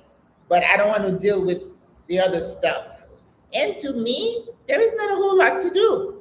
Bukete is in the mountains, so you have to like bird watching is big, hiking. I don't like to be in nature like that with bugs biting my legs. I don't like that. So to me, the cool temperature does not, you know, um, make up for the rest of the stuff. As I told you, I like to have access to, museums and concerts and nice restaurant, a variety. I don't go to restaurants, but if you have companies, I cook my food. That is not a biggie, but it's not my thing. I would never move to Bukete. But again, some people love it. They go there because of the mountain. Some people say, well, I want to have chickens. And I'm like, yeah, you get the chicken with the iguanas and the snakes and the scorpions. No, no, no bueno for me. No, the iguanas are pets. Sorry, Maggie, I didn't recall being so much. Yes, I know. Listen, that $1,000, it hurt. And of course, the girl who was with me got the same treatment. So we kind of shake our heads when we think about it. But then you say, it's only money. Eh, let it go. I open every early morning. You open.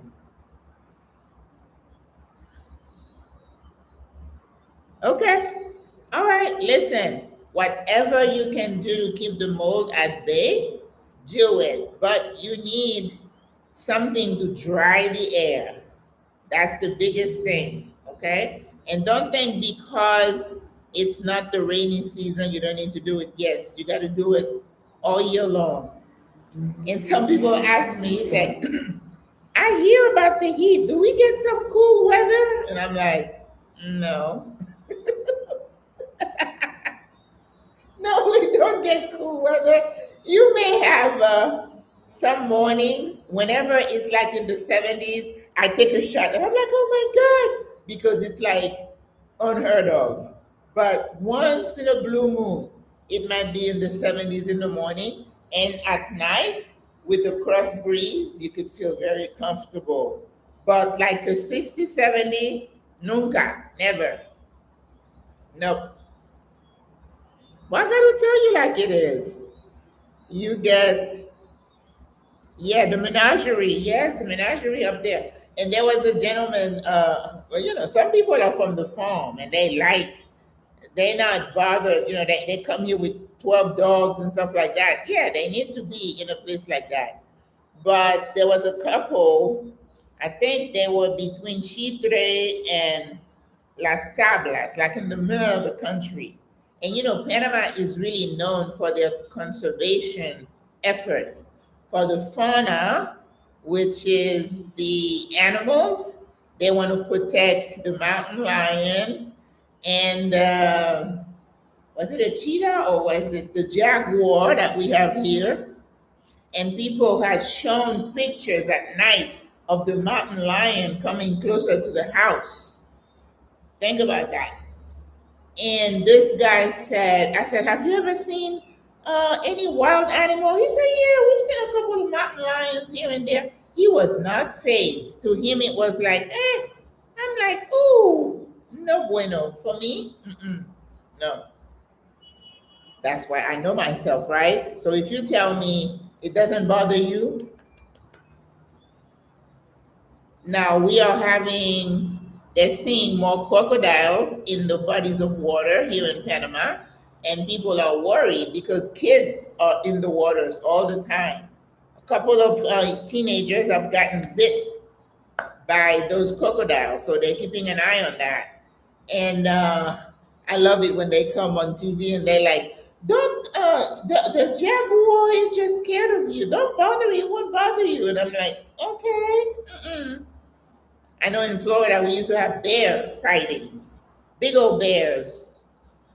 I went to a conference in uh, was it Minnesota or somewhere in those areas in the middle of winter, and people are saying the bears come and forage inside their trash cans, and I'm like, that close? No, no, no, no, no, mm-mm. No,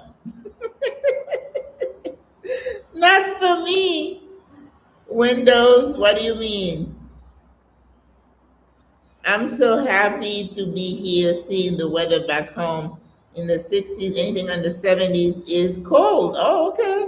You'll fit right in. Oh, yeah. Jaguars, crocodiles, mountain lions, lots of iguanas, scorpions. People have found them in their bed. Now, El Valle, which is another beautiful, kind of like Boquete, but this one is in a volcanic crater.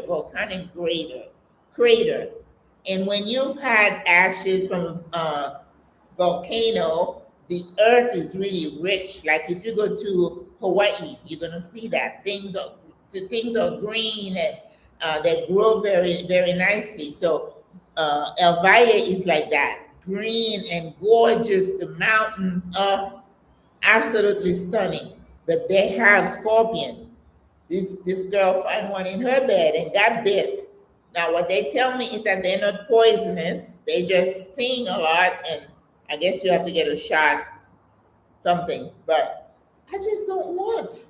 Somebody got bit by one in the shower,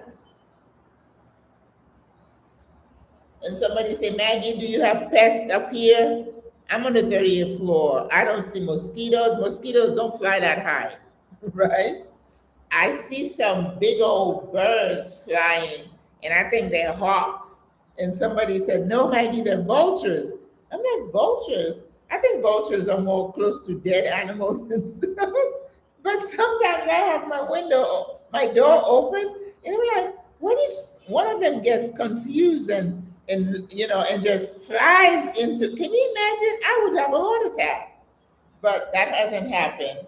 I've seen a couple of geckos, and once I saw a little roach go, and I'm like, "You are lost, aren't you?" Shh. It's like, no, no, no, no, no, we don't do that. But no, I don't see that. And mosquitoes are down on the main floors. If you go out in the evening, spray your legs because they love the ankles and the legs. Okay.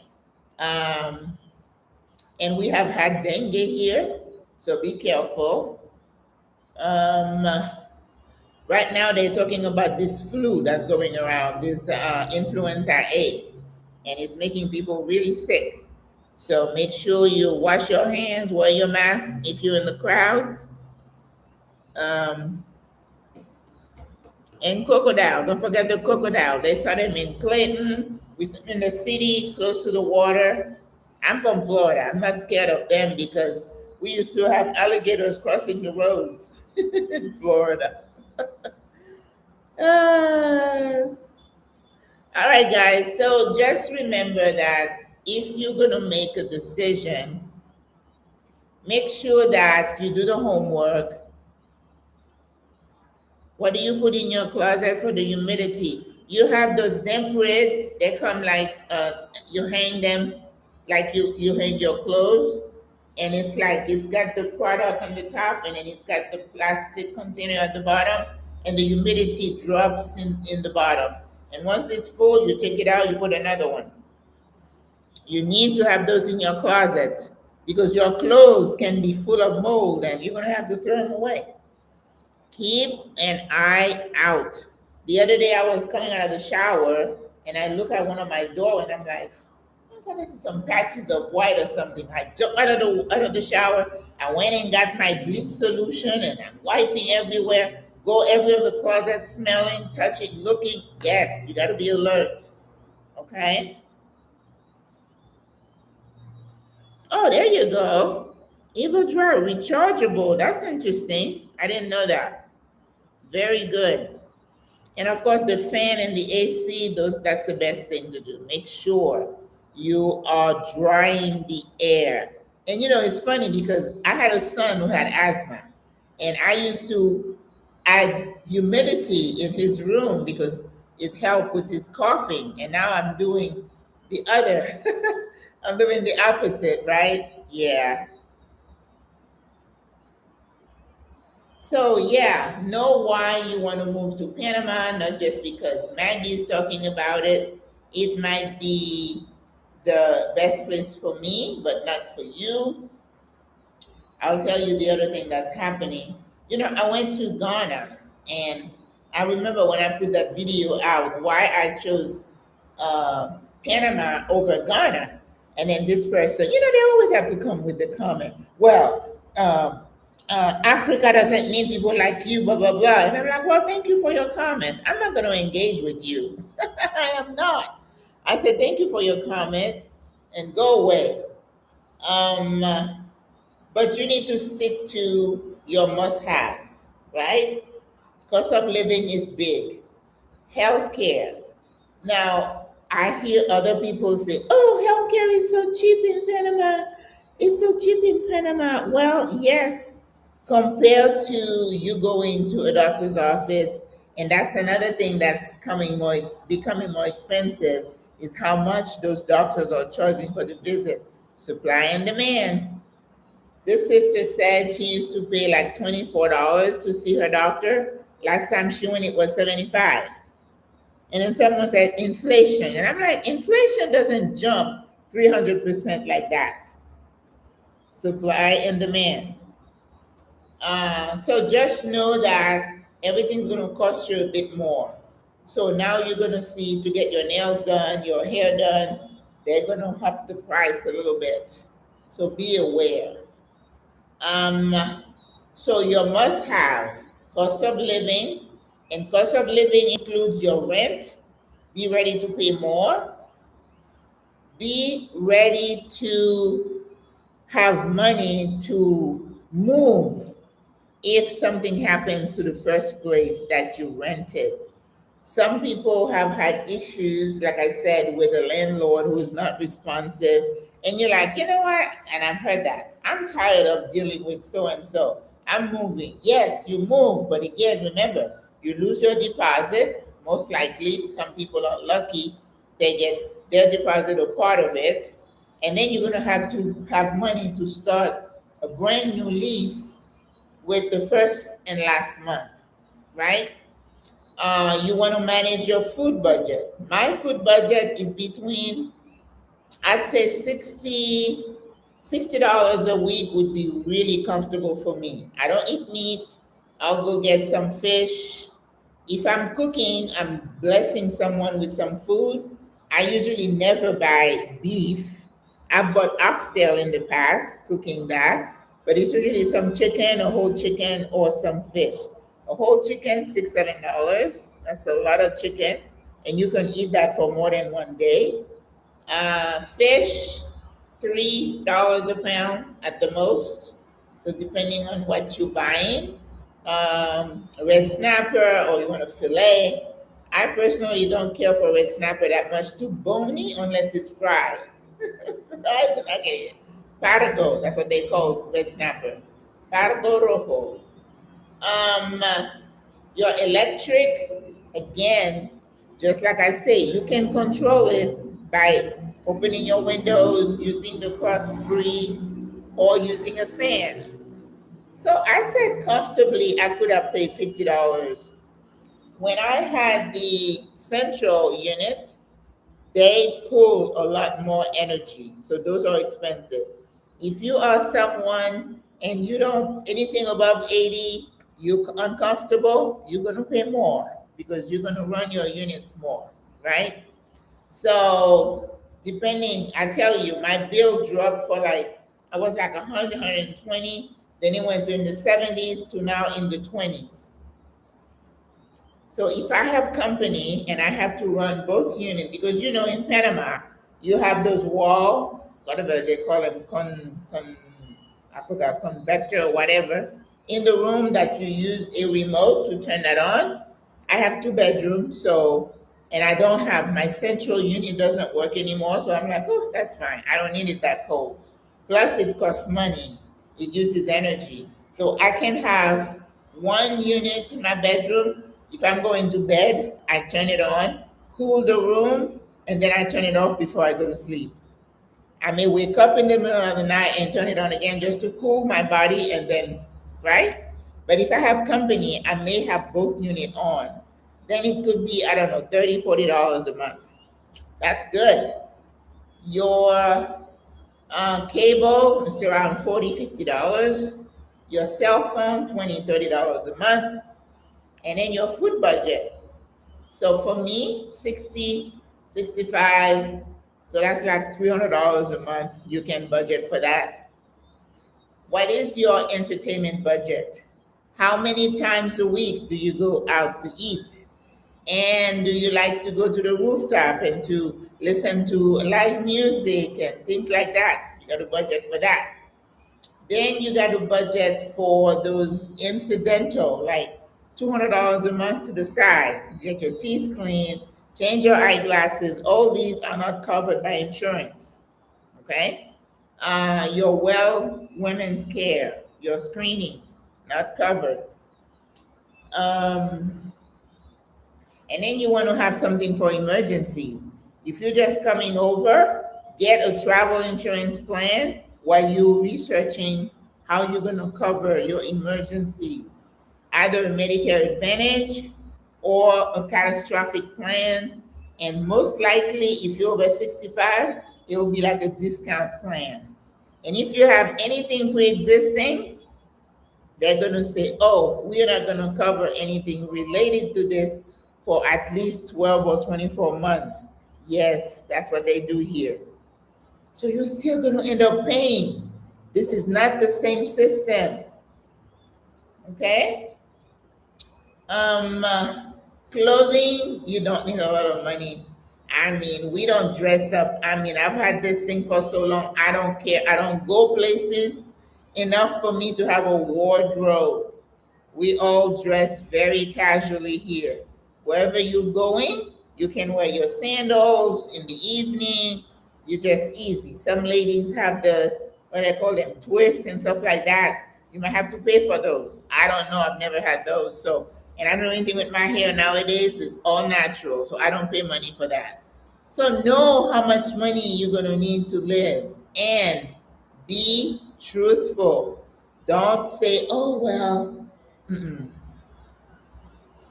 food wise, I tell people when you first come to Panama, go to Price Mart, which is like Sam's and Costco. You get a membership card for like $30, $40. You go in there, do a major haul, right? Buy all your cleaning supplies in bulk. Things like toothpaste, soap, shampoo. Buy all those. So you may end up paying 100, 150. That's your start. And then you don't have to go back for any of those, paper towel, toilet paper, all of these things. And then you don't have to go for months. And know that most of these places will deliver the stuff. So when I buy cleaning supplies for a gallon, I buy bleach, I'm not carrying this around. I'm paying the $5 delivery and have it brought to my building, and I put it in a carriage, bring it up to I don't want to be bothered with that. Fresh fruit, vegetables, you can go to, we have a market called San Felipe. You could go to a little mini super. Sometimes you just walking in the corner, there's a little stand. Those are, very affordable. If you eat meat, I don't think they're that expensive, but I can't relate because I don't. And then your papayas and your pineapple, all these you can buy on the corner or you go to the little vegetable stand. Not bad, not bad at all. All right. So make sure you have money to live comfortably here. What do you put in your closet? I answered that. Our expenses have dropped by half. Woo! Nice. We live a simple life, cook at home, very good. Walk to Ray's, that's my store. Uber to Reba. I go to Reba when I go to the mall. I check in there to see if they have okra. Price Smart, I had a card when I first got here. After that, and I'm like, I don't need to buy anything there, so I did not renew my card with Price Smart. And then I go to Do It Center and I order all my, toilet paper, bleach, cleaning supply, and they deliver it, and I'm good. We expect first year to be more costly till we get settled. Yeah, because you getting everything, like when I came, I did not like the dining set they had here, so I went and bought one. And that cost me, it's a round glass table with a glass top with nice wooded base and 5 chairs. I think that cost me like 600 some dollars. And they delivered it free and they set it up. So that was good.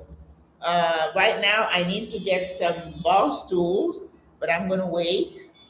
Some people go buy like a nice mattress because some of the mattress, the quality is not that great. A lot of things here is gonna be not gonna be like what you used to. That's an adjustment, and some of it has to do with kitchen supplies, beddings, the bed. So you may order another mattress, and then a lot of us, as we age, we want the what do you call that? The top. What do you call that? Mattress topper, I guess. It makes it more comfortable for you, so you may have to buy some of that. And all those are like getting settled kind of expenses. And once you get it, then you're coasting, right? The YouTube videos are great advertising for Panama. You are right, but have definitely brought so much traffic to the country and therefore cost. Yes, yes, I know. Pillow top. Yes, thank you. Because I had one on my bed in Florida. Boy, I love that bed. That bed was so comfortable. Well, it was my office too. You have your computer and your file. So when you say you want a king size bed, it's not for you. It's for you and your office stuff. Just like your car. When I had my SUV, nobody could sit in the front seat. It's like I have my office here. You sit in the back. Hola Vivienne, ¿cómo ça va? Very good. Ishi Noel. Wow, I tell you, I'm getting all kinds of visitors today. Hola friends, good to see you all. Aww. My friend from Florida. But anyway, I don't know what else to tell. Oh my God, it's been 2 hours. You guys, I'm like, beep, beep, beep, beep, beep. That's enough. Do you have any specific questions? So after the first of the year, we're gonna have some fireworks. Hopefully, I'll videotape some, and then after that, it's gonna be quiet here. January, not much going on except the 9th. On the 9th of January, it's gonna be another day of mourning where they're gonna mourn the young people and the adults who got killed when they tried to fly the Panamanian flag in the canal zone, and then shots fired and they died. So the country is going to remember that as a day of mourning. And every time we have a day of mourning in Panama, flags are flown at half staff. It's what we call dia seco. That means you can not allowed to drink alcohol, to buy alcohol. If you were to go to Ray or any kind of food store, they're going to tape those aisle up so that nobody can go through and buy a bottle of wine or whiskey. All right, dry day. And then no loud music allowed because we're supposed to be in mourning. All right, so January 9th. After that, business as usual until we get to February. Then it's Carnival. Woo! Get your plugs, your earplugs. I don't care if you're in Boquete. I don't care if you're in the city. The music will be popping till like 4, 5 o'clock in the morning. That's the way we do it. We qualified, the team qualified for the World Cup, and La Musica was popping till 5 a.m. So a lot of people bring their earplugs. They don't work for me. I just sit out here and just enjoy it. And when they go to sleep, I go to sleep. I'm retired, so you can embrace the content or you can fight it. You know, some of these immigrants will say, well, I can't believe it's so noisy. Because sometimes it's not the music, it's the dogs that bark.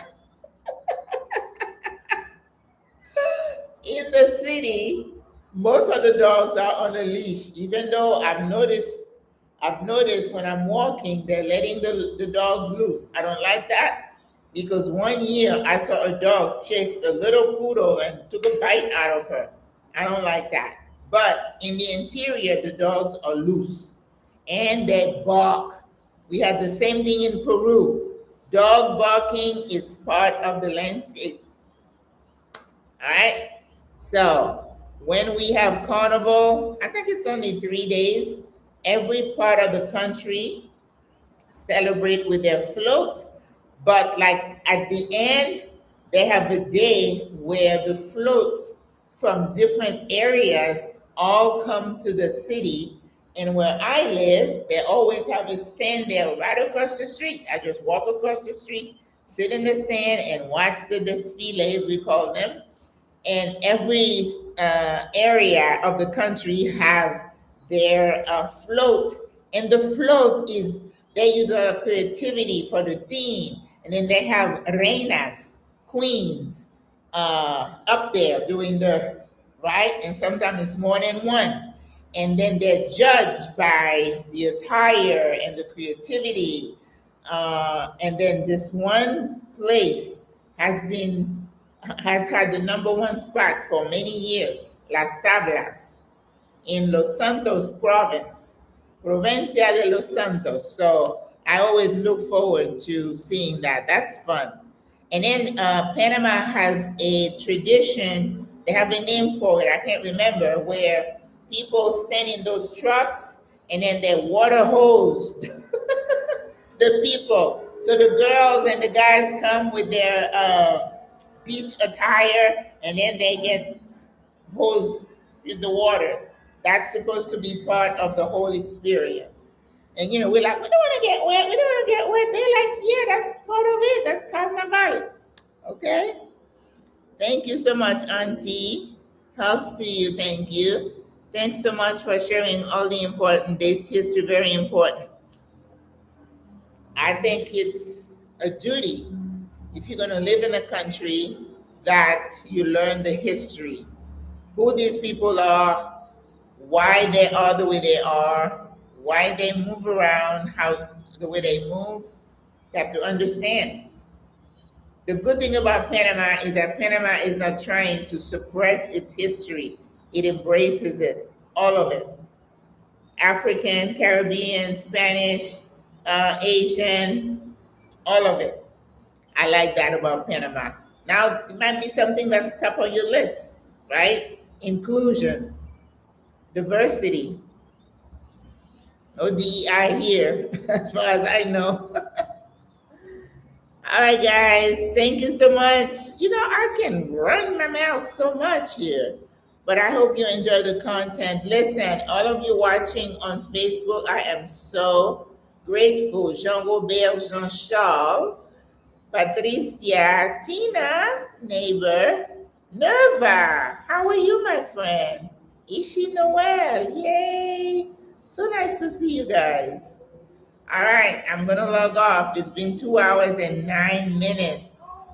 Woo! Mucho tiempo. Before we go, please hit the like button. Thank you. Give the video a thumbs up. And I know I'm going to tell you we are nowhere close to 20,000 subscribers. Nope. And, I just take it all in stride. It's not to be. God knows what He's doing. I'm just being Yvonne McShay, another friend. Oh, listen, now I'm reluctant to leave. I'm seeing all these old friends up here. Look at that. Hey. So good to see you guys. Oh my God, my face is all puffy. I had this bread that we eat here. So I just finished the last piece. I'm like, let me get it over with so I can go do a reset. But I always embrace the holidays. What am I cooking tomorrow? Good to know. I had 2 Spanish classes today. That's 3 hours. And after those classes, it's like I feel like I'm tired mentally. And then I had the live. So I wasn't going to even try to go out to the store. So I'm looking in my kitchen. I have some fresh cauliflower. I have leeks. I have lentils. And I have some chicken breast that was left off.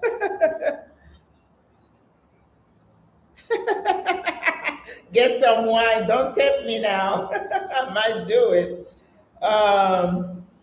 And I'm thinking maybe I'll use the rest of that chicken breast and cook it with the lentils and use the cauliflower and the leeks. And I have some couscous. Chesta Damon. Marco Mary is watching. What is going on tonight? Hey, Merry Christmas. Happy New Year. All my friends are showing up here from Florida. Look at that. Oh, that's so good. I can bring you guys on camera if you, I'm going to bring you, say, hey, I think it says bring him on camera. You can do that. How do we do that again? Uh, wow, this is so nice. Bring him on camera. Ishi Noel, ask. Oh, we have to ask you if you want to be on camera. Okay, because I know how it is. Sometimes somebody calls me video, and I'm like, you didn't ask me if I'm ready for a video call. You can, you can just put me on video like that. What area of Panama are you in? I'm in the Balboa area. Happy New Year to y'all. Last Saturday of the year, that's true. So we need to talk about what we want. I mean, the live is just whatever, ad lib, right? But in terms of cooking, I'm mostly whole food plant based, things that are healthy. You'll never see me cook a steak on here because it's not something I would ever do. Somebody said, what about fried chicken and something? I don't fry anything and I don't have an air fryer and I'm not planning to get one. So that's a no-go, right? So lots of beans and lentils and stuff and soups. Yeah, that's what I do. But I made biscotti. I'm not a baker, but I can make some things. So, pies and stuff. I don't have a sweet tooth and I don't want to encourage people to eat that stuff either. So it's going to be lentils, some kind of lentils. And I have 2 avocados that look really good.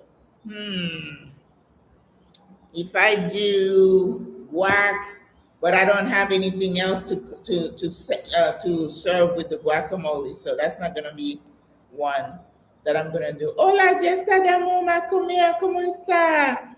¿Cómo vas-tu, ma chérie? Oh my God. That is so nice.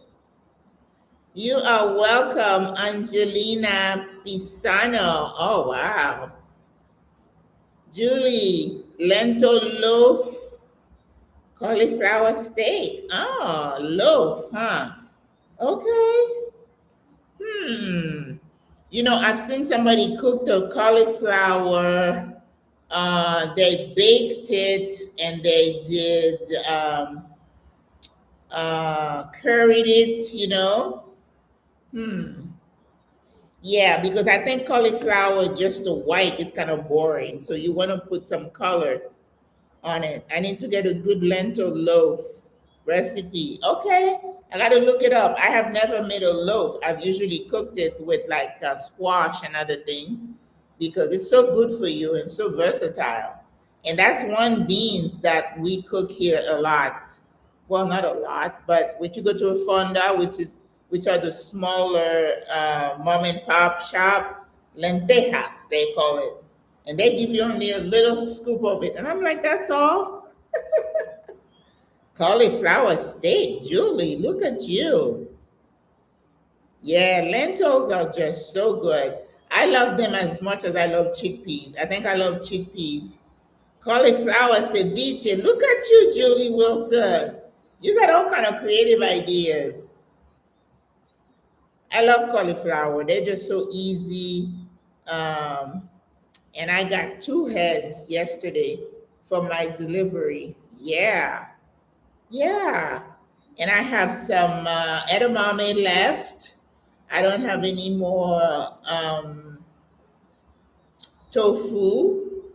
I don't really like tofu that much, but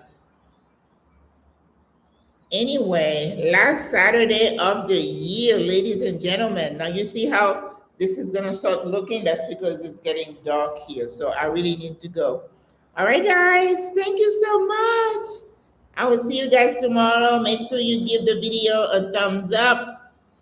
And I will see you tomorrow. Good night. Bonne nuit. Bonsoir. Thank you for watching. Thank you, Julie. I'll look up the lentil loaf and see what I can do with that. I've never made the loaf, but hey, I'm open. All right. Bye, guys. Thank you, my friend on Facebook. Thank you for joining me. I appreciate you. Love you all. Mwah, mwah, mwah, mwah, mwah. Bisous. Bye, bye.